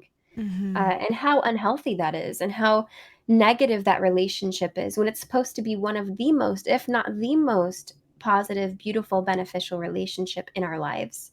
Something that has been severed for me because of this mentality. So yeah, it's just really weird. I am sorry that you lost that ability to have that connection with your mother. That's something tough for sure. It's something that I've kind of learned to live through. It's something that I chose for many, many reasons. We had a lot of issues. Growing up for me was really, it was really difficult. I had to move out of a very toxic environment. Thankfully, I had my boyfriend who was just so sweet and so encouraging, and he was there like with me for like almost the whole ending of it. So, well, for the whole ending of it. And so just my life has drastically turned into the most positive in the past year. So I'm really happy. Like, this is the best that my life has ever been. So I think it's good that I've kind of like noticed these things and taken my own life into my own hands. So I think it's great. It's hard to break free of those shackles because family and expectation and societal expectation of your parents are this. You don't choose your parents, but you always love them. You always give them respect. I have a very different stance where respect is earned. It is default given, but if it's lost, you must earn it back, right? And my mom was never able to quite earn my respect back, and in fact got worse and worse and worse over time. So I made a very tough and difficult decision, but I think that it was the most healthy and positive decision, and I was able to just break free of that and I don't know, I'm able to like relate to a lot of people who also have had really toxic relationships with their parents and just really negative experiences. And I am now like my own woman, who has just taken control of her own life, regardless of what my friends said, what people, my family members even, were really shocked. They were really upset at my decision because they didn't understand everything that I went through. And that's okay. You don't have to empathize fully, but at least just have respect for the decisions that people make in their lives, because we don't know why they make them. We just understand like that they're making them, and we should grant that respect to them. Absolutely. Thank you. Sometime if you ever want to sit down, I'm having a lot of difficulty with my mother right now. She is, I think I mentioned perhaps her saying, I didn't misgender you. You were born a girl. And I don't yell at people ever. Like it is so incredibly rare for me to yell at people. But I ended up yelling at her on the phone because it was like I'm so done with her making everything about herself. And she went into this whole thing of, why do you have to hurt me? Have you considered my feelings on you doing this? Like, and I'm just like, gosh, it must be really hard for you that I'm trans, Mom. Like, Right? gosh, I can't imagine the pain you're going through. I'm sure you're considering like my gender dysphoria, which you probably don't even know what means, and the difficulty of this conversation. But Yes. okay. Absolutely. Just a selfishness, just such a selfishness of, oh, well, I expected my daughter, she was born a female, therefore she is always going to be female in my eyes. It's just, I think it's a selfishness, and I think it's a lack of education. I think it's a lack of understanding. I think it's a lack of wanting to understand too. I think it's also a lack of respect. Yes. There's definitely a disrespect. I don't think she respects you. And like I come from, like, I completely cut ties with my mom too, and Jade's probably one of the only people I can really relate to, so that's why I genuinely feel close to Jade. Like feel like I really look up to Jade. She's like a big sister to me. Aww. I love Jade. I love you and too. so she's one of the very few people who know exactly what it's like to go through a toxic relationship, like to the point of no return with my mom and her mom. And that's why I'm saying, like, I think it's a lack of respect on your mom's end for you as a person. And that's why she doesn't understand where you're coming from at all. And she's making it about her because she's just saying her. And she doesn't comprehend the you. And she doesn't care to either, because she's probably partially a little bit narcissistic. And she's making because you're a part of like her, technically she's viewing you as that, like your kids are a reflection of you. So like if you make a mistake, a lot of parents would be like, oh, I'm a disappointment as a parent now. And so she's probably viewing you as a possible mistake, unfortunately, and it could be. I'm just gonna say it's really possible. No, but that makes sense. She's being a cunt now because yep, she just doesn't respect you, dude. That's really, and like you need to basically come up to your mom and say her not respecting your wishes to be who you are, because this is who you are, is disrespectful to you. And you're like, you have to be like, Mom, I love you, and if you love me, you'll let me be who I am and give me this respect to be who I am. And if your mom turns away when you ask her to let you be yourself, okay, and to give you the respect of letting you be you, it's now just about her, and she doesn't give a crap about you if she says no. Because you've come to her now and you've opened up. You said it's for you. Like, I love you, Mom, please. She doesn't do it. The respect isn't there, and you can't be part of it until there is respect, because it's not going to change. And maybe she'll change in a while and come to you and apologize and understand where you're coming from later. Yeah, I don't think that you should give up hope, Lumi, because I think that this is absolutely something that it should absolutely be something that's broken between you two. And I hope that she's able to understand you over time, because I couldn't imagine like the feeling of me not being accepted by my mother because of who I like, my sexual orientation, how I identify as. We're at different terms because of not being accepted, but not for those reasons. These are things that you feel you are, and you are like, you identify as these things. And so it's another level of like lack of empathy. And I think that maybe, hopefully, all of my hopes, that your mother will eventually be able to realize that this is so important. This is who you are. Her not accepting your pronouns, your preferences, is her not accepting you as a person. And you deserve to be accepted as a person, regardless Especially of by all your these things that mom. she disagrees with. Yeah. I hope that eventually that can be like nurtured into something very beautiful, and where she's wanting and willing to understand you in all of your layers and all of your depth. So yeah, I'm sorry that you have to go through that. I can't imagine that. I can't imagine that, because I don't have the empathy because I'm not going through it, but I have sympathy for it. Yeah. Because I have been not accepted by my mother for other reasons, of things that, like, my preferences, my things like that, but not who I am, right? And I think that is something that's so, so, so, so difficult to endure, especially with your mom. So I really hope that that gets just fixed and repaired. I feel like I can kind of relate to you, Lumi, in the sense that my mom bullied who like my body was. She used to body shame me. And Mm. so like I can understand where like your parents don't accept who like it's like what was I gonna do? Change my butt, make it smaller? Like Yeah. it's who I am. Mhm. And like it's not quite the same as yours, but it's I'd say yours is much more severe than mine. Yeah, yeah. Um, I but can kind yeah. of relate as well, but for my skin. So I Really? am, yes, I've been ridiculed by my family to this day for having such fair skin. Um so I'm Apache, Spanish, Navajo, and Irish and Danish. And so the Spanish, Apache, Navajo is on my mom's side. So that whole side of my family is really like beautifully like carameled. My grandma is such a gorgeous dark color. Um, and my family would always ridicule me for, in the summertime, they would tan and get beautiful tans. And I would try to avoid the sun because of my Irish and Danish. And I didn't want to get burned. I didn't want to have all these issues. And so I would try to avoid the sun, or I'd put on a lot of sunblock and I'd wear hats. I'd try to stay in the shade. And I remember there was a few summers where I would just lay out every single day because I felt so ashamed of how white I was in comparison to my family.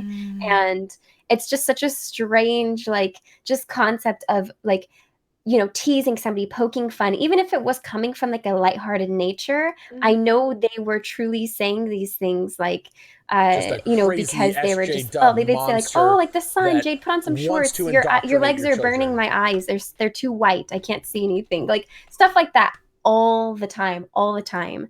And it's just so horrible to feel like you had, like you're being made fun of for things that are out of your control. I don't get to control, my skin color. I don't get to control, all these different things. Sexual orientation is another one. How we identify is another one. So these are things that are out of our control that we're being ridiculed, made fun of, mocked, not being accepted for.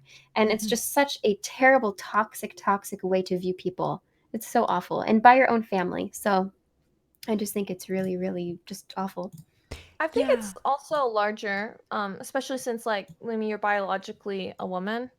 Like your sex is female. I think for like women and like the female sex has a special bond with their moms typically. 'Cause it's your mom and you're also, it's mommy, and usually girls are really close to mommy. And I don't know if this I'm is not true, trying though. to I be think offensive here. I'm just, no, it's okay. I don't think this is true, though. I think that it actually Really? is. Yeah, I think that all children, when you're born, you naturally have an inherent like attraction and like maternalistic feel. Is that the right word? Maternalistic Yes. type feel towards your mother. because she nurtures you, she caters after you, she feeds you, all these different things. So you naturally will be a little bit more like, since birth, male or female, doesn't matter. You naturally have that attraction. So I don't know if it's necessarily, I don't know the Well, I think it's also like but... society as well. People, because like they indoctrinate you via, and your mom's your first example of gender and what a woman should be. And so I think the reason why we're typically closer to our mothers and we care more about what our mothers think rather than our fathers, in a lot of situations, is because of society's creation of this being your example, number one. That's just societal. I know I'm talking, Omar. I'm saying it's societal, okay? I think he means the closeness is not biological, that it's a societal I'm saying it's societal thing as well, but like it's also like it starts out maternal and then it becomes our first example of what a woman is. And so women and like biologically female people typically will view that's the expectation. That's your first expectation of a woman. Like what you should be. Lumi obviously does not follow into that like category. Lumi is Lumi. And it still makes us, I'd say, in my opinion, closer to mothers because we like, for example, even in Lumi's case, Lumi strived to meet that expectation, even though that was never what Lumi is wanted, and it's not what fits Lumi. But we all strived for it at some point, and so we feel closer. That's what I think, and I think we care more what our mom thinks because we tried to be like our mom, or we've modeled a lot of things after our mom. I think what mom says affects us more. I disagree. I think that could be like your case. That's fine.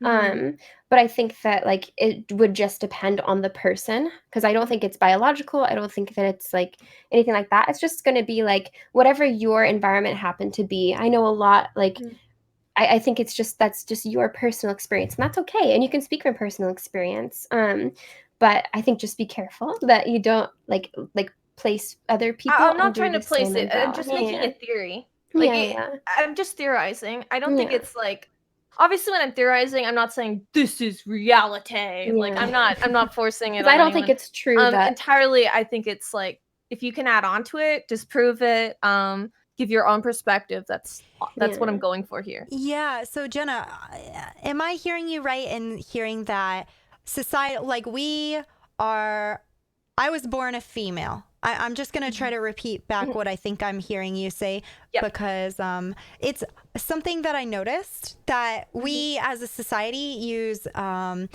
sex terms and gender terms very interchangeably. Yeah, so I was trying not to. It's hard. So some of the messages can get a little mixed up there.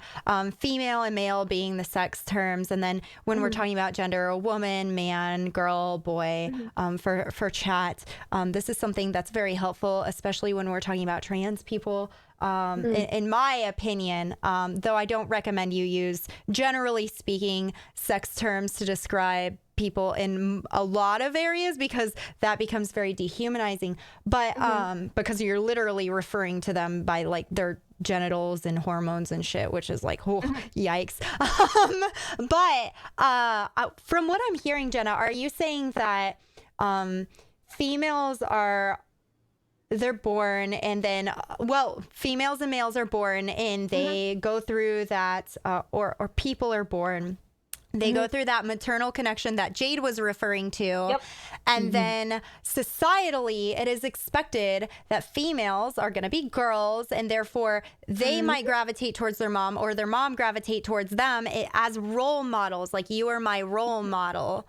And then I noticed this in the household I'm in currently, that the father says, well, my son and I really, we get along very well. And I'm like, he's 1 year old. Like, what do you guys do? You drink bottles together? Like, so I think it can be both that we might be looking up as the person who is supposed to be our gendered role model. Is that what you're getting at? Yeah. I think it's about like I think it's like the start of, in my opinion, societal indoctrination. It starts with your parents. Mm. Yeah, absolutely. I agree with this. I think your parents are the first people who teach you how to be, how to think, how to behave. Typically, right? Typically. Yeah. No, absolutely. Yeah. I was just confused, but yeah, no, that totally makes sense. I agree with that. I don't know all the proper ways to explain what I'm thinking. I'm sorry. That's okay. We'll reach conclusions together and just clarify and clarify. And I really appreciate both of you being patient in that. So yeah, absolutely. For me, of course, we're gonna have different, like that might be a thing that happens with a lot of people just because of how society views gender and how that leaks into our family experiences. My mom was just a shit parent, so I think we can all relate on that one, right?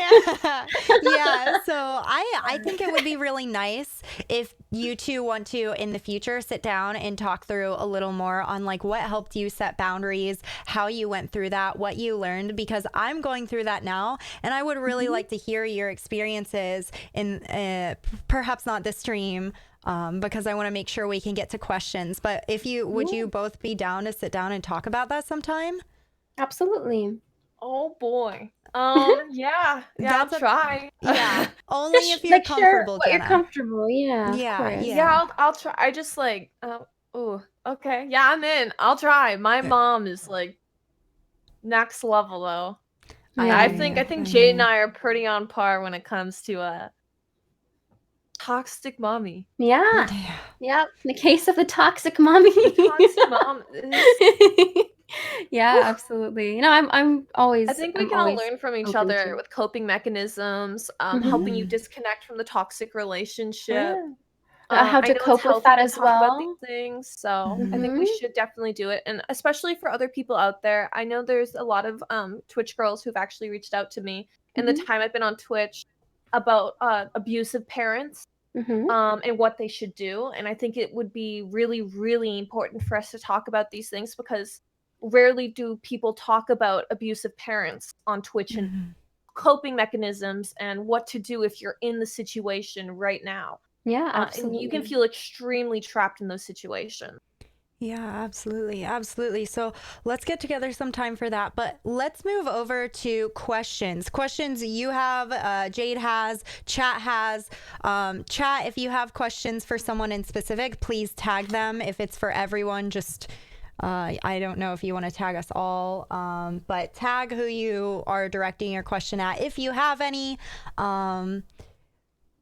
I will probably have a lot of questions for you too in the future regarding parent stuff. Yeah. So I'm really looking forward to that. Yes. I don't know if you have daddy issues, but girl, I got you. If you do, I am Jesus of daddy issues. Who are you talking to? Lumi, like, cause you brought up your mom, but girl, I got you with the daddy issues too if you need help. Thank you. I appreciate that. Got years of coping mechanisms there. Side note, this is something I actually ran into yesterday.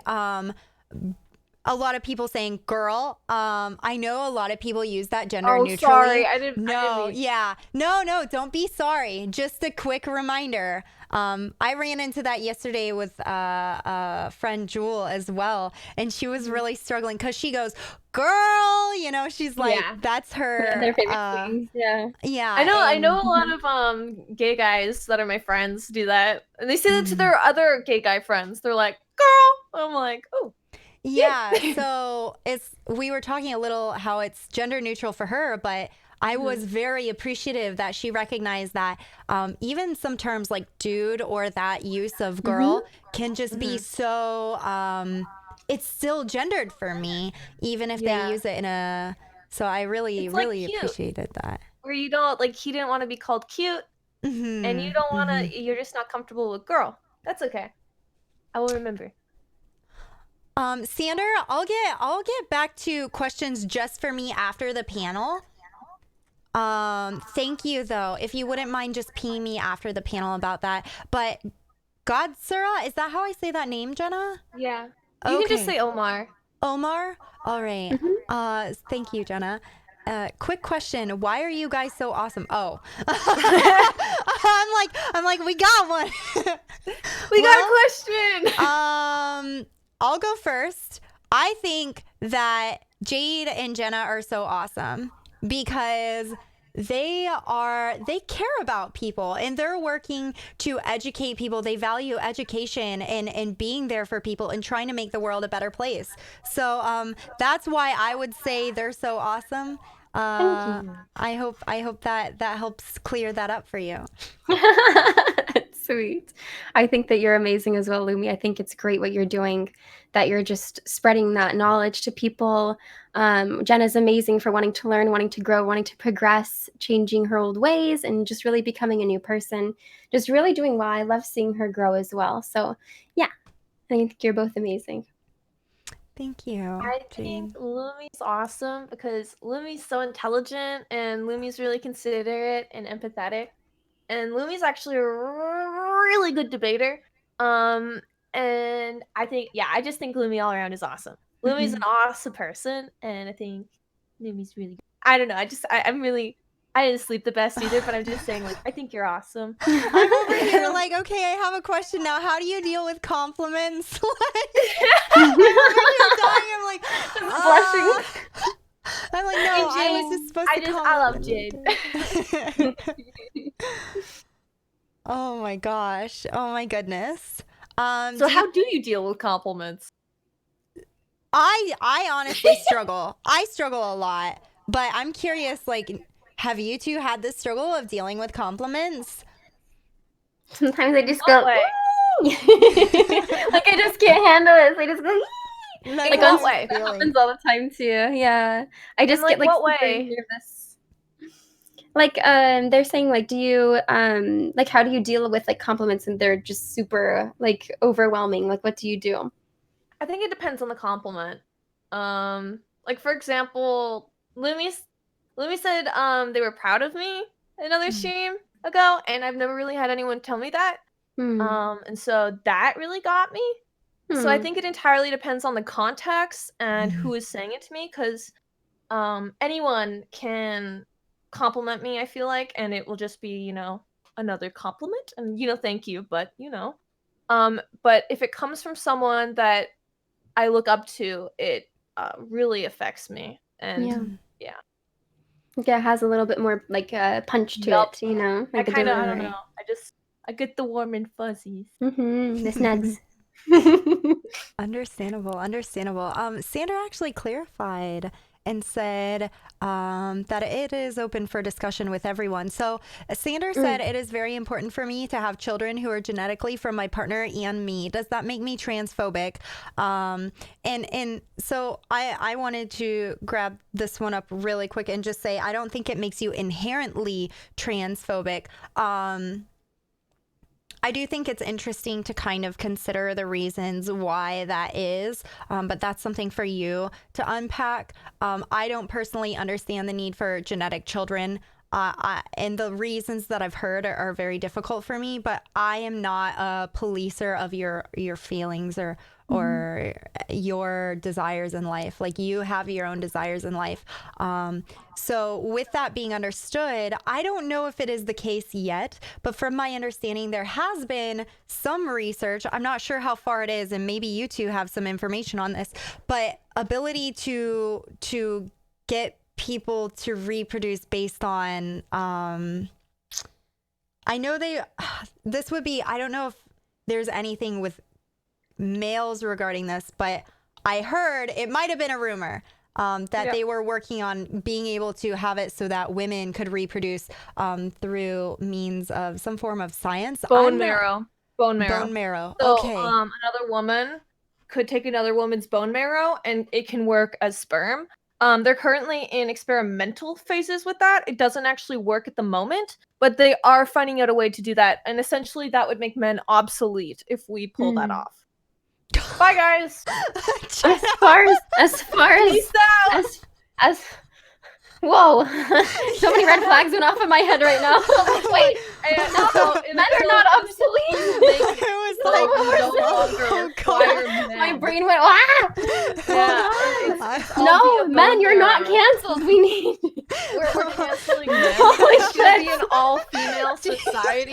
Holy shit. The men. Oh my god, someone asked about matriarchy, and I was like, oh, here we go. Jenna's all for it. You heard that. Wait. Who do we Men, cancel? Do we come cancel back. Jenna or do we cancel men? We just canceled all the men, guys. Cancel the Peace out, guys. Oh no. Oh no. my gosh. Oh my gosh. Obviously, that wouldn't make men obsolete, though, because even with the bone marrow, you can still have men, male babies. It's not going to create more females. So, but it will give women the option, lesbian couples, if this does go through, that they can have their own genetic children that is entirely theirs. Now, men, on the other hand, you guys might need to get a surrogate still. Sorry. Yeah, so yeah, that was gonna be the struggle of I don't think we have the science around Yeah, we that. don't have the means for men, but for women we do. That's so interesting. Yeah, that's very, very difficult as well. I just think of like, what if you meet a partner that just can't reproduce that you love? It becomes a very difficult, because this isn't an issue just with trans people, right? There are definitely women and men both who are infertile. Yeah, so I would hate to end up in that position, and it ends up being like, does that end up like, do you choose that over? But again, it's if you end up in that situation, and I hope you don't. I hope you end up finding a partner that works out for you. I actually think in the case of infertility that if we figure out how to use bone marrow sperm, it could actually solve a lot of problems. So for example, if the male is infertile and the woman is not, or even in a lesbian relationship where one is infertile and the other isn't, we can take the infertile person's bone marrow and use that as sperm instead of what they would have, and put it into the fertile partner. So essentially, men who are infertile can now produce via their bone marrow, and it would solve a lot of problems for couples who can't reproduce. Yeah, absolutely. I'm very excited for the science and how we are seeing science pull us to being able to overcome these obstacles. So next, all we got to do is make it more accessible for people. Yeah. Well, it also needs to work first. Yeah. So as we move gotta get forward, to the viable part, and then viable and then accessible. Yeah. Yes. Absolutely. Absolutely. That's exciting. Very exciting. So I know we got a few other questions. Can someone be referred to a woman, but at the same time they're not one? What do you mean by that, BTA? Can you just clarify a little more? Because I find that a little confusing. Yeah, I find that confusing too. Okay, yeah. So this may sound like an odd question from Angel Writer, but do you think that men transition to women to get out of being called weak, or that they might find they have more of an advantage? So sorry, I know I keep opening up on the questions, but there are certain ones regarding trans identity that I'm like, I really want to hit this one. I have no idea how to answer that, so I want to hear this answer. Yeah, so I would say that it takes a lot of... Being trans isn't this very super easy thing. And that's something that I want to clarify to a lot of people, because there are arguments that like, oh, you know, men are identifying as women to be sexually assaulting people or something. And it's like, the reality is if you are trans, this is a huge deal to your identity, your behaviors, you as a person, especially if you're transitioning. Well, no, I don't want to say that, but there are a lot of things that trans people go through, whether it be their physical transition and all of the work and money that takes, and you know, obviously physical pain, whether it be societally transitioning and trying to get respect from your peers and the transphobia you may experience, to the point of ostracization, getting kicked out of your homes, being more likely to have difficulty dating, all of these other issues, the bigotry you face. I don't think that transitioning to women to get out of being called weak is going to work because it's going to be replaced with other forms of pretty extreme bigotry. So, or that they have more of an advantage. No, I don't see that. I'm not saying it never happens, but that would be shocking to me because being trans, you are inherently put at a disadvantage in our society. Like our society puts you at a disadvantage. So if someone were to do that for these reasons, it would be horribly misguided, and they would find that out very quickly. Yeah.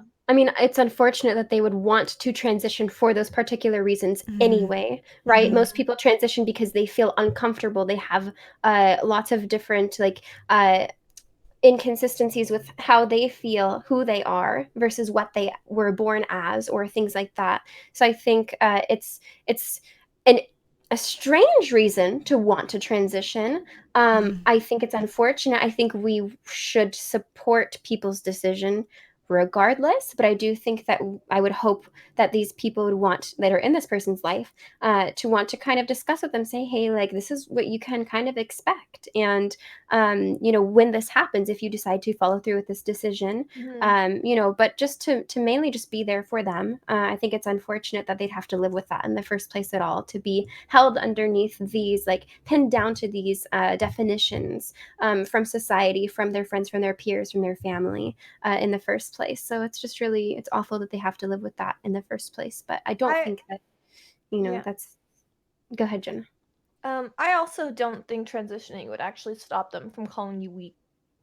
My main reasoning is because if they're calling you weak in the first place because you're like not fitting male standards, a lot of those people who have the toxic masculinity to do in the first place are probably going to also be transphobic, and they're going to continue to hold those standards to you. Plus they're going to add on to them and be transphobic.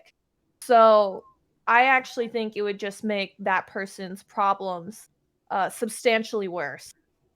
I don't think anyone would transition for just being called weak, because it's not pretty. Society is really messed up towards people who are trans, and that's why we're talking about this, because we are trying to make it better for them. So no, I don't think anyone would ever transition because of being called weak, ever. It could be like the straw that breaks the camel's back in that sense, where but not specifically because being called weak, because you'd still get called weak if you transition by the same people who are imposing the toxic masculinity on you, because I think it's highly unlikely. Are also going to end up being transphobic. I think it's highly unlikely for them to transition just because of that one simple word. There's usually a lot more underlying factors that are taken into consideration with the transition. Yeah, absolutely. So, Jade, I really, that was your perspective on that was very interesting. And thank you, Jenna, as well. Something I wanted to bring in is, this is something that I've considered sometimes, the amount of sexism that I've experienced. And I think sometimes, like, did I transition, or am I transitioning in a way to escape sexism?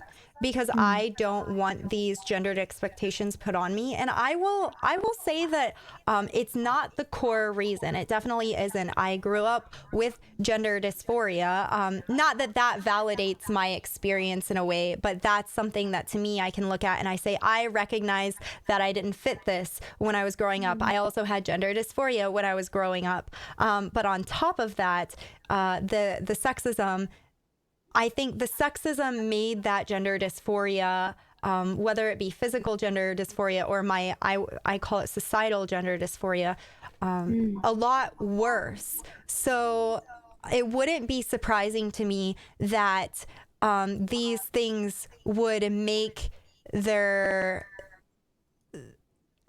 even more difficult for them to be seen as their gender and push them further towards wanting to come out and live as they are. But I think at least my thoughts on the end goal of this is get rid of sexism and transphobia. Yeah.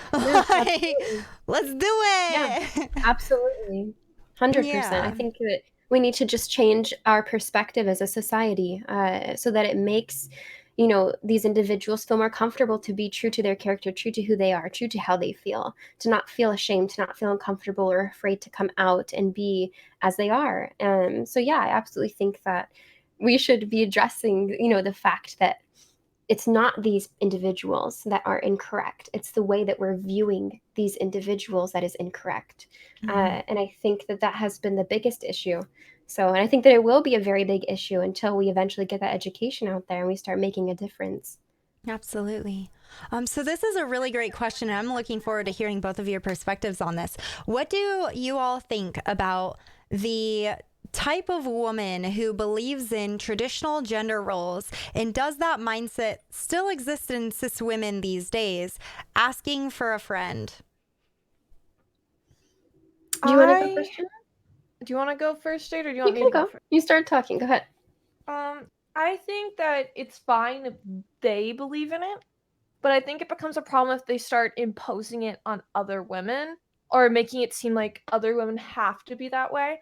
I don't think there's anything wrong in people's beliefs if they're not harmful towards other people, or oppressing other people.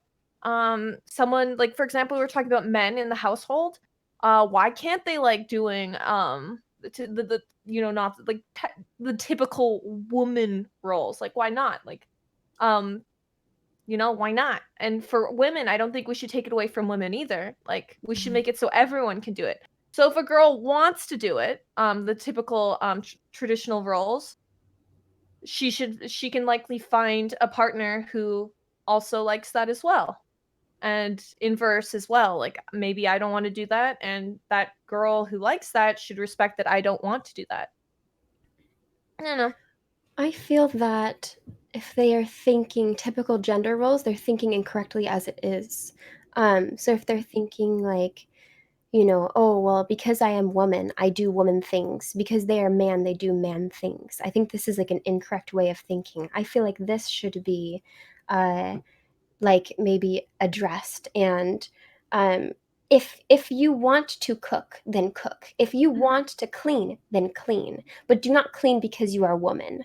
Do not cook because you are a woman. Cook because you have interest, because you have passion, because you want to do this thing for your partner. Do not do because it's expected as your gender. And so I think that I have an issue with the way they're looking at it. I don't have an issue with what they're wanting to do, because if they want to fulfill these roles of cooking, cleaning, etc., whatever else the like cookie cutter, perfect wife type of like ideal would be, then so be it, if that brings them joy, and if it brings their partner joy, and if it brings that relationship like joy and benefit. But I think if they're looking at it in a negative perspective or in a gender role specificity, that's something that's not good, and that is harmful towards people.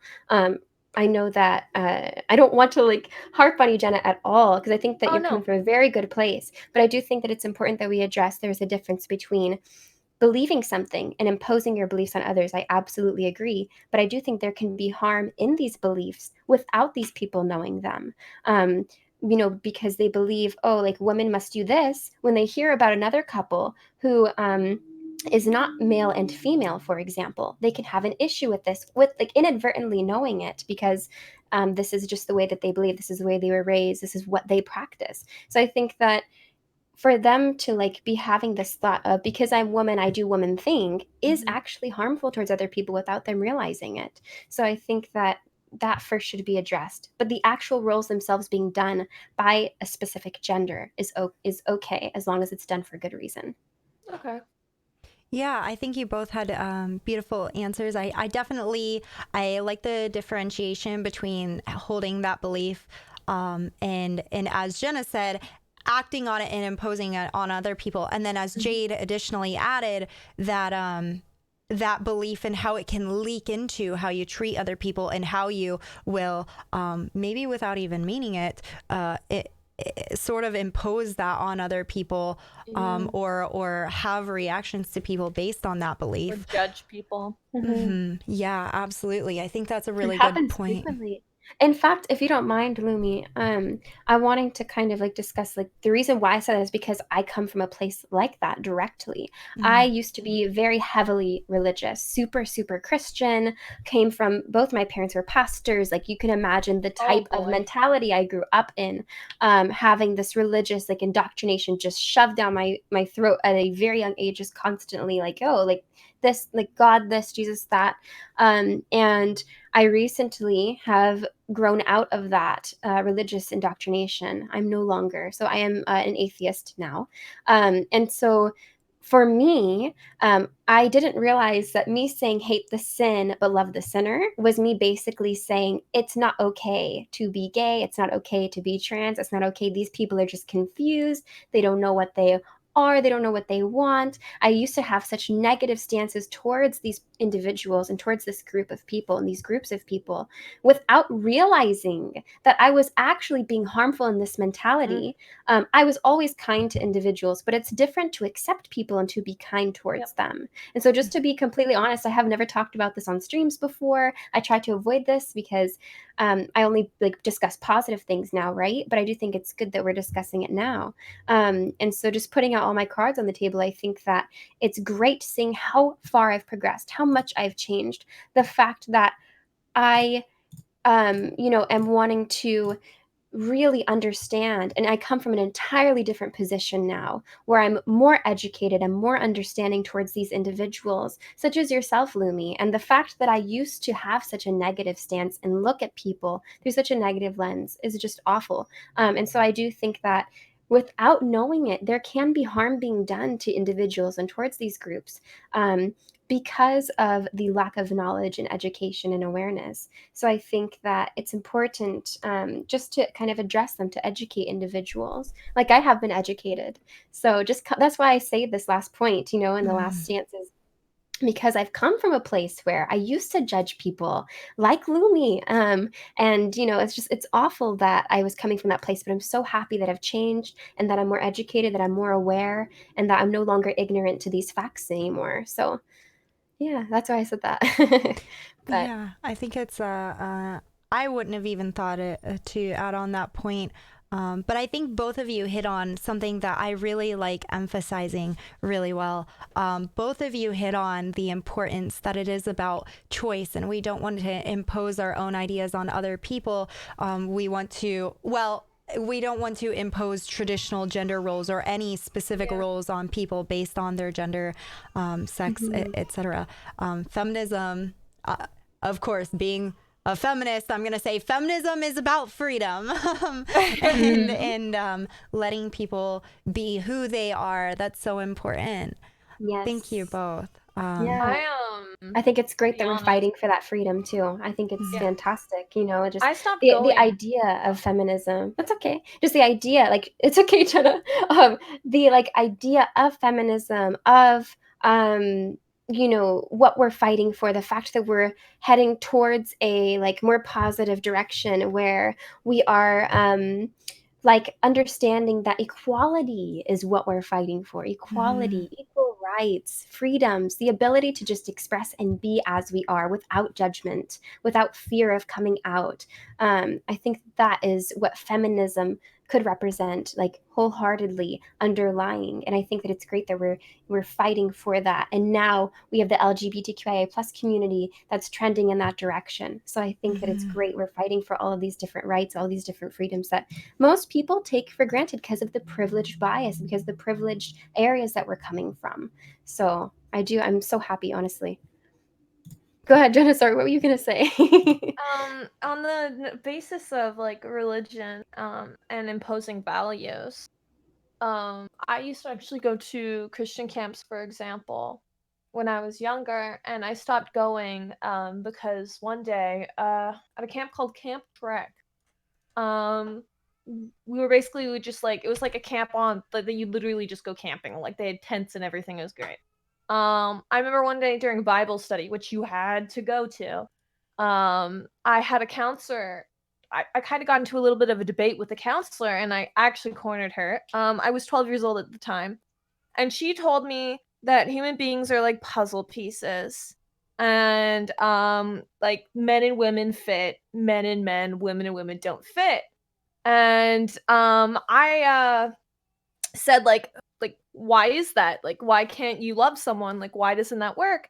And she's like, because biologically we're made to be like this, and therefore, and God made humans, so if you don't follow this role, it's against God. And like, well, they're not necessarily doing anything wrong, they're just in love with each other. And who, like, biology doesn't, like, there's, like, I actually brought up intersex people, and I'm like, God also created intersex people, so like, where are you going to like place them? And like how can you deem what is wrong? And even if you deem it wrong, how can you tell people that they're going to burn in hell? Like, it's not your decision. Because she also said that if you like don't apologize to God for being gay, you'll go to hell and burn in hell. And I said, like, God, you don't make the decision. Like, it's not your decision. Like, you can't be teaching us that gay people are going to go to hell because, you know, they're gay.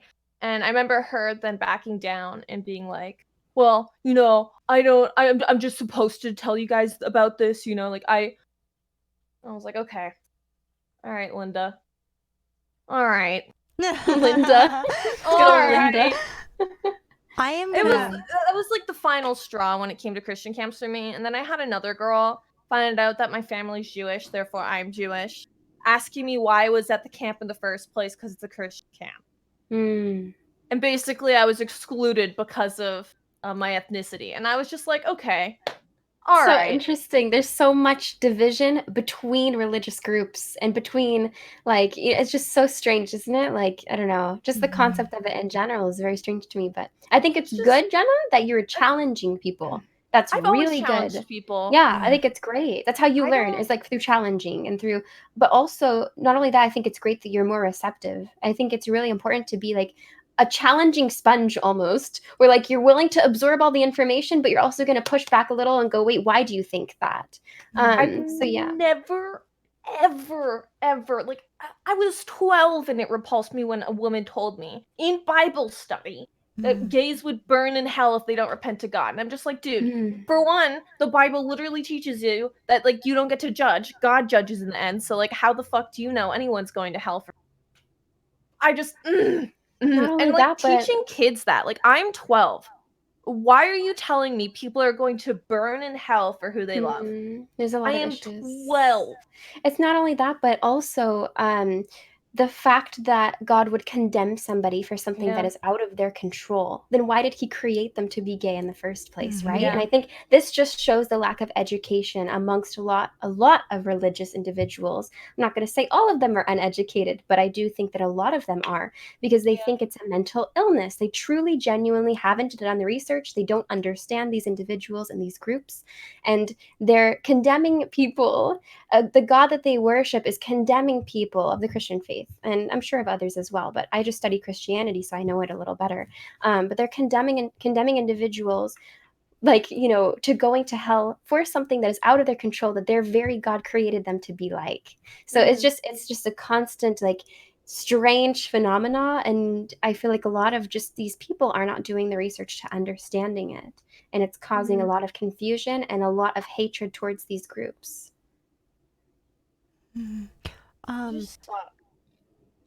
I have to slip into the restroom. Thank you. I want to dive deeper into this idea of religion. Again, I feel like I'm just like, hey, by the way, can we have another meeting on this and another meeting on this and another meeting Let's on do this? it. I would love that. So if we could dive deeper in all that. girl panel. Absolutely. Oh, sorry. Oh my God. I hear you. I hear you, Jenna.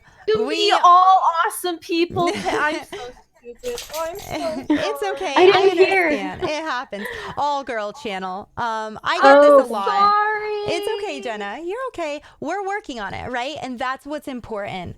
I need to slip into the restroom. I am going to send you the next question. So if you two, it's in the Discord, because I am so far behind on chat. We've had so many good answers. We want to answer a little quicker and move on so we can get everyone answered if possible. But I gotta slip into the restroom. So I'll be right back. Jenny, you're okay. You're fine, I know you're Jenna. trying. We'll work on it together. That's all that matters, remember, is that we're trying. Just remember that we're trying. Oh, I feel so embarrassed. Don't. It's okay. Like, it happens. They're so sweet. Like, they probably have it happen all the time, but they're really, really patient. Just genuinely, like, you should be patient with yourself. Really, like, just, it's honestly okay. Like, they don't take any, like, offense to it. They're really sweet and understanding. Lumi's You know really that. supportive. I feel really bad because I don't want to disrespect Lumi. Don't be I sad. feel like Don't that be was embarrassed. just so stupid to say. That's okay. That's okay. That's okay. It's different. It's like a unique situation, but you are trying. That's all that matters, is that you're trying. You're not doing it deliberately. You're not being like super rude or malicious or anything. Like, don't feel sad. I know. Lumi was talking about how their family will make like accidental mistakes, and like when it adds up, it really sucks. Yeah. I don't want to add to that. You're fine. You're fine. They know they're coming from a good place. Like, they're not going to consider you to be like those people who, you know, are intentionally like, I'm not going to call you by your pronouns, you know, like, like super people. Cringe, super, super cringe. You're fine. You're totally fine. Okay, so let's see. I feel like using people's proper pronouns is just basic being polite, and I just feel really bad because I feel like I could A, be more respectful, and B, I'm not being very polite. I just feel but you're not coming from those places. So like, don't pin yourself to that of like, I'm being like you're not coming from a place of disrespect. You're coming from a place of like not like putting it at the forefront of your mind and being super aware about it. It's okay. Like, so because you're not coming from those places, it's more acceptable, you know? Like, I think you're doing well. Like, you're doing what you can, you know? I guess what can help, do you have the whereby up in front of you? Yep. Okay. Whenever you're going to refer to Lumi, look at they, them. You see how they have that right there? Like, or I can just say Lumi. Yeah, Lumi's fine too, yeah. Or I can just say the snug panel. The snug snugs. Yeah. The snugs. Yeah, I think that it's great that like Lumi's really just so kind and super patient. So don't I really appreciate that, because I feel like I'd piss anyone else off. Yeah, no, you're fine. You're fine. I don't think anyone's really upset realistically. Like, if anybody has a right to be upset, I feel like it would be Lumi, and they are not upset. So you're okay, because you're addressing them. So, let's see. I guess we can try and read this question that they sent in chat. Is that your dog? Or is that Lumi's dog? I believe that's Lumi's sister. Oh, gotcha. Okay. Was that Lumi? Hi. Welcome back. Jenna felt so. Oh, I'm sorry. Headphones. They probably can't hear. Can you hear Lumi? What's up? Hi. Okay. So Jenna felt really, really bad. She just kept on apologizing over and over that she misgendered you. So yeah. No. I felt we haven't even got to read the question, really so what? I apologize. No, that's we haven't even got to read the question yet. Okay, so I'll go ahead and read it aloud for everyone then. Some might say that being a man or a woman, for that matter, means to have congruence between how you describe your ideal self and how it relates to your actions. Also, whether you are compliant with someone might determine if you are a man or a woman. How accurate would you say that this is? This is interesting, and I feel like it's interesting. It's just interesting. I would say, like, my quick response is being a man or a woman is going to relate to who you identify as. And that makes it very, very simple. I won't, there's more to unpack there, but do you two feel comfortable diving into this a little? I'd like to learn. Yeah, I'm always open to learning more. I'm trying to figure out like where I stand with this. Whether you're compliant with someone might determine if you're a man or a woman. Yeah, I don't know. I kind of agree with your stance, Lumi. I do. I kind of agree with that. It almost sounds, Jenna, unless you wanted to take a crack out of this. Nope. Okay. I don't have that. That's fair. Here. That's fair. No, and hey, that's totally fine. I'm listening. The beauty of having us all on here is we've got different perspectives and we can cover different bases. But when I hear also whether you are compliant with someone might determine if you are a man or a woman, is that saying like whether or not, when you say compliant, like what do you mean by that? Because to me, it sounds almost like a slight dive into sexism, saying like women are compliant, whereas men aren't compliant, are going to lead themselves. I'm not sure if I'm misunderstanding that. But to me, you can be a woman without being compliant. You can be a what's called gender non-conforming woman. And the reality is most men and women are going to be gender non-conforming, whether that be by choice or just the reality of who they are. A lot of the time, we can't always live up to the standards, or don't always want to live up to the standards of what is expected of our genders. So that almost sounds like gender performance to me. What's that? So how you perform your gender. So like a lot of people know I'm very feminine. A lot of my behavior is because I grew up trying to work the role of being a woman. Right now, my legs are crossed. Right? So it's like that is considered a feminine action. Or you notice I bring my hands to my face a lot, do a lot of like hand gestures that are considered feminine, like a gendered performance, how you act and interact with people. Yeah, I'm so close to there. We've got so many questions. We might skip over a few just because we're so far behind and we can't be here. How are you guys doing on time? How are you two doing? Oh, no, I can be here all day. I have some really actually good really question I posted in our group as well, Lumi. If you want to look at that one, it's up to you. I thought it was really interesting. Yeah, I saw that. And this is a really interesting one. We have two more before that. If we can just shoot through questions a little quicker. Could you talk about the MRA MGTOW idea that we live in a matriarchal society, and maybe briefly mention what you folks think a matriarchal society would actually look like? This is a very interesting one. If you're not familiar, chat or Jenna or Jade, I have a feeling Jenna isn't familiar. Jade probably is heavily familiar. MRAs, men's rights activists. That sounds rad if you're a men's liberation person. It's not.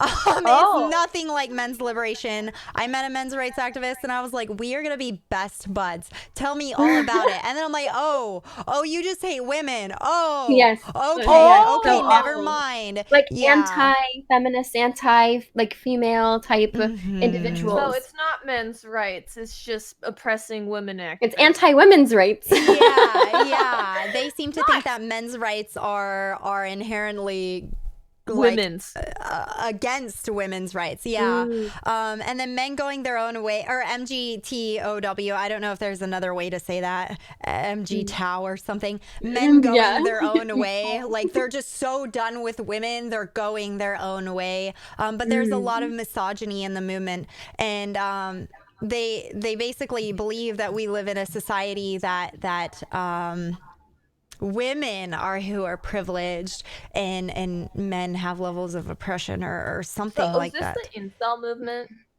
They overlap a lot with incels. However, men going their own way often it would be kind of like voluntary incels, and incels is so it's like a vol cell. I think there are things called vol cells. The vol cells. Yes. Oh my gosh. So okay. Yep. But what we are learning today? Yeah, it is scary. They're scary, and this community, especially, they're very damaging. We'll just say that they're very misogynistic. But what would a matriarchal society look like? I mean, Lumi, you already know how I feel about gender in general. I wish it didn't exist at all. But I do think I don't support this. I don't like this. I want for individuals to fit and fulfill roles as they deem necessary, as they deem fit, as their passions, their interests, their hobbies. This would be like a utopia for me, as opposed to like all females will rule, no men's. Like what Jenna said earlier. What was the word you used? It was so funny. But yeah, I don't like this.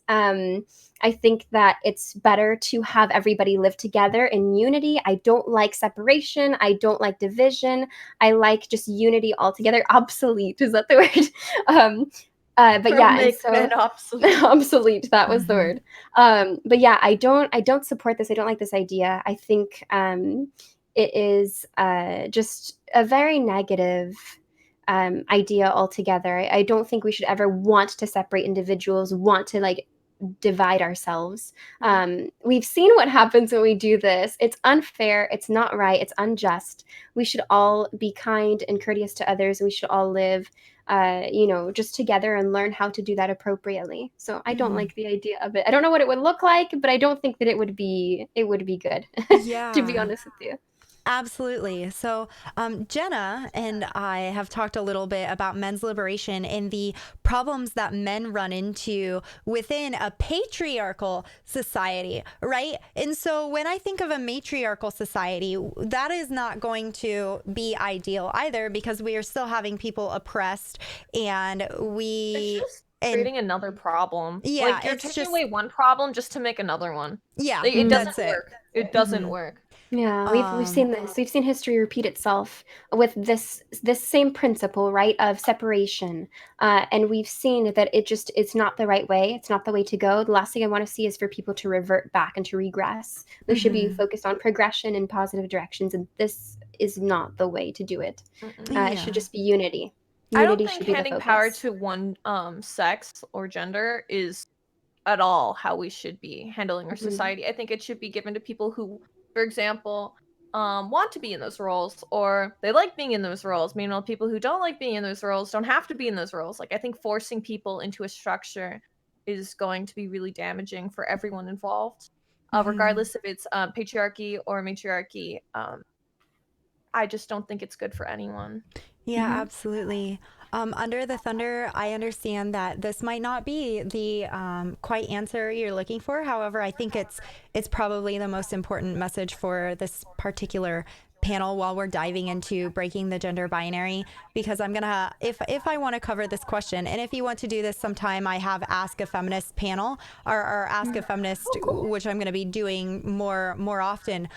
Please bring this question back, and I will dive into all the considerations we have to take into mind to consider what a matriarchal society would look like. Because I think using the current gender constructs, we could spend ideas theorizing, well, how, if we use current gendered constructs, how we would make a matriarchal society, or how that would look. I think it's fascinating, but maybe sometime when we're just like waffling around and yeah, because it's a fun kind of silly concept to dive into, but we've got a lot to dive into, and I feel like that is a very in-depth question. So thank you, Under the Thunder.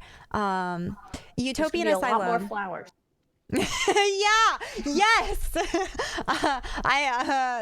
I'm here for a lot more flowers in any society. I just want to let everyone know that any human being in flower crowns is incredible. So I feel very strongly about this. Yes, we stand.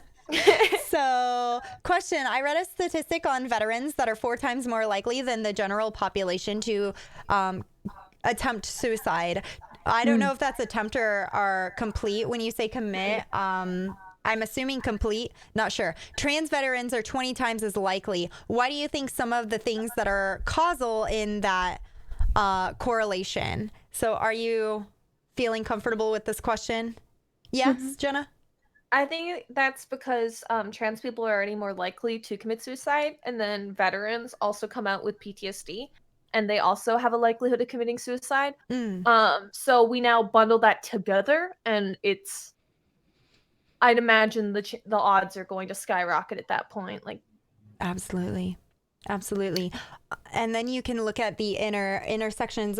So you like there's an additional effect like this plus this, but it's almost like sometimes it's a multiplication effect of your identities coming together. So maybe being trans in the military, you weren't very accepted, or I know the military can or does have a very toxic masculine environment where a lot of these ideas are very, you are expected to be masculine, and there are a lot of traits within the military that you need to have.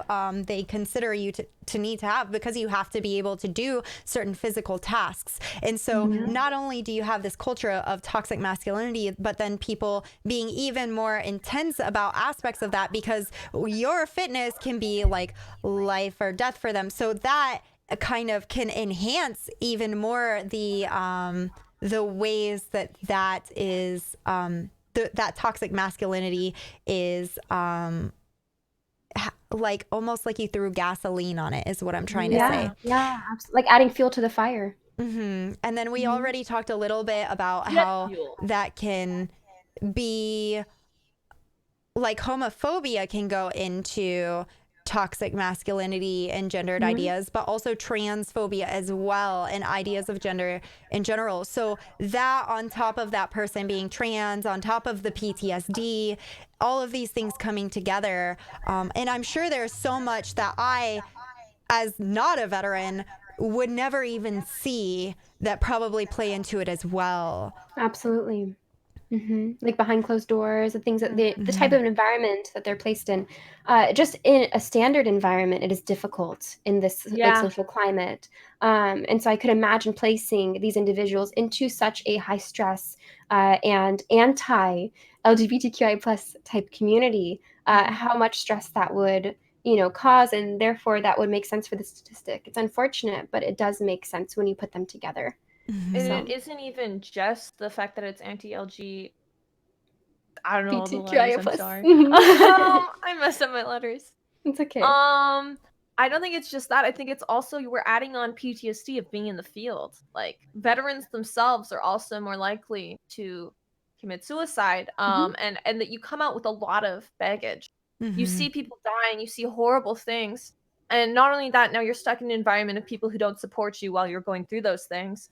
And then when you come out, we now have the issue with veterans' mental health care and stuff, and that's already lacking. And it's just a massive bundle of stressors weighing on these people. Yeah. And it's awful. It's overwhelming. That is overwhelming. Yeah, absolutely. Thank you. And there's so much that goes into that we could discuss on toxic masculinity and the ideas around showing emotion and unpacking mental illness, and how to handle your PTSD, and how we are doing a huge disservice with veterans or to our veterans by having this culture that shames mental health or stigmatizes mental health. But again, I'm going to skip a few questions. I'm sorry, they're all really good, but I want to make sure that we can move, or I will get hungry, and we don't want a hangry Lumi. It's just not fun. So, going to Godsura. I'm sorry, what did you say I could call Godsura? Omar. That's my boyfriend. Oh, okay. Well, Omar, thank you for known being me here. forever. Well, Omar, thank you for this very interesting question. Earlier on Twitter, I saw someone on Jade's status told her, I identify as royalty, so you have to refer to me as your highness. So I know how to personally attack this because I've studied gender theory, but I feel like for a lot of people, this argument, or the ageism argument, is like a big gotcha to people who haven't studied gender theory. How would you equip someone to the new to gender theory an adequate response in case people say that to her, or people who are new to gender? Ooh. Help. Jenna's like, I don't have it. I want to hear your response, Lumi. I'm genuinely curious.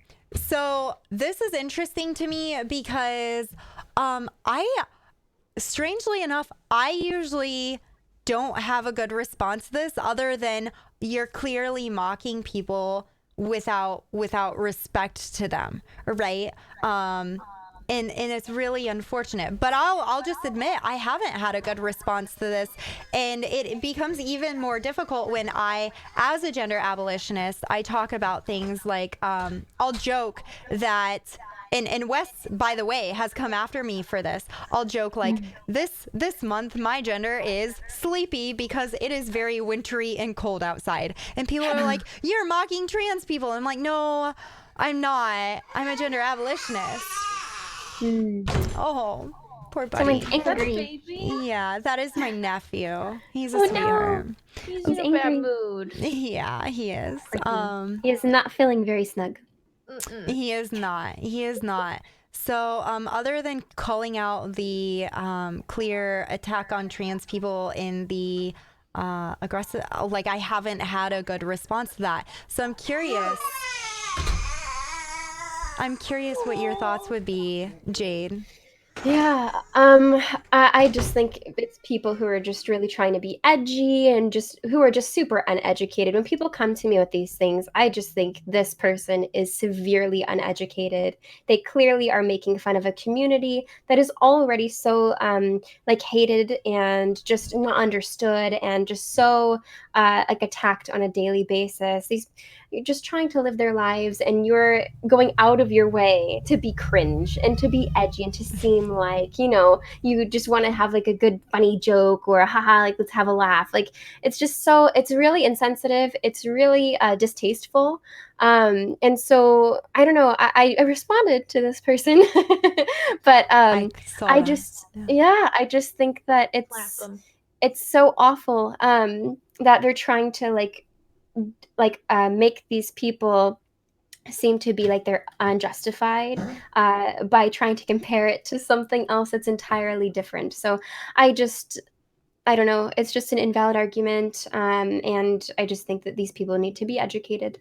So it's awful. I get a lot of these people constantly in my chat as well. I'll explain and I'll express why it's so important that we have oh gosh, what was I going to say? I just think it's so sad we have these people who are coming in, and I'll explain like that it's so important that we grant like these courtesies towards these individuals because of all their hardships, because of XYZ, and they still will say, I identify as an Apache helicopter, you know, just super dumb, terrible memes, and it's just not funny and it's super distasteful. No one's laughing. One thing I noticed a lot, because I brought up like as an argument to that, I was like, well, it's not hard to respect people, like it's just being respectful. Some people will be like, well, it's my right to be disrespectful. Like I don't have to respect everyone. And I didn't really know how to answer that because I don't know why you'd want to go around blatantly disrespecting people. Wait, what were they saying? Like, what do you mean? Saying... just like I was talking about why you should, because I was saying like it's really easy to use people's pronouns. It is, or at least try to. Like I'm trying. It's not hard to try. Right. You don't even have to get it right all the time, but they're like, well, it's like they're saying it's their right. If they don't want to respect someone, they don't have to. So I think this is ignorance. I think that they're not like aware of the like statistics of what's taking place, like how Lumi was expressing earlier. They said you know, like the suicide rates, the like issues that they're facing on a daily basis, things that I think this person is coming from a very privileged perspective, just incredibly privileged, where they're saying like it's my right to not want to say their pronouns. Like this is so privileged, this is so unempathetic. It's very insensitive. So I think that, you know, this person is just coming from a very bad place and not understanding the effects that they have by not wanting to call them their pronouns are so much greater than their strange cringe desire to not want to say their pronouns for pride or ego or whatever strange moral high ground they're trying to take, or holier than thou mentality. The impacts of them not saying it are so much greater and are so worth not like keeping that mentality, it trumps over whatever it is that they're currently trying to justify not saying them as. So I think that if they were to be more educated on what happens when you don't use the correct pronouns for these individuals, they would hopefully open up their eyes and open up their mind and be willing to change that and to want to address these individuals as their pronouns. Thank you. Thank you so much. Also, we have so many good questions, but I am going to die if I don't get some food. So what I will say is to those of you who showed up and asked questions and didn't get them answered, we will be having more chats like this. I really enjoyed having both of you here. And if you want to in the future, I'd love to do this again. Absolutely. And I'd love to. I love learning. Yeah. Yeah, I think that would be great. I really this has been so refreshing to have you both on here. So thank you. Thank you so much. Thank you for having Thank you for having us. Kind of ignorant. No. You're fine, Jenna, honestly. Yeah. You're doing really, really well. Yeah. So where can we find you too? What do you do? You can go first, Jenna. You can find me at twitch.tv/Jenna. Or you can follow me on my Instagram, which is Jenna Twitch. I'll be back soon. Yay. And then I stream here on Twitch every day. I've been a little inconsistent until I got really sick, but I'm starting to get back on it now. So, but yeah, Jade the Jaguar is my channel here on Twitch. My Instagram is JadetheJaguar. Twitch is the same for my Twitter as well. But yeah, thank you so much, Lumi. Thank you for having us. You're so sweet, so kind, so patient, so understanding. We really appreciate you. We really, really appreciate you for having us. Thank you for joining. I really appreciate it. And I will catch you all next time. I know I'll catch Jenna next week. And Jade, I want to get together with you soon as well. Yeah, Have absolutely. a lovely, lovely day.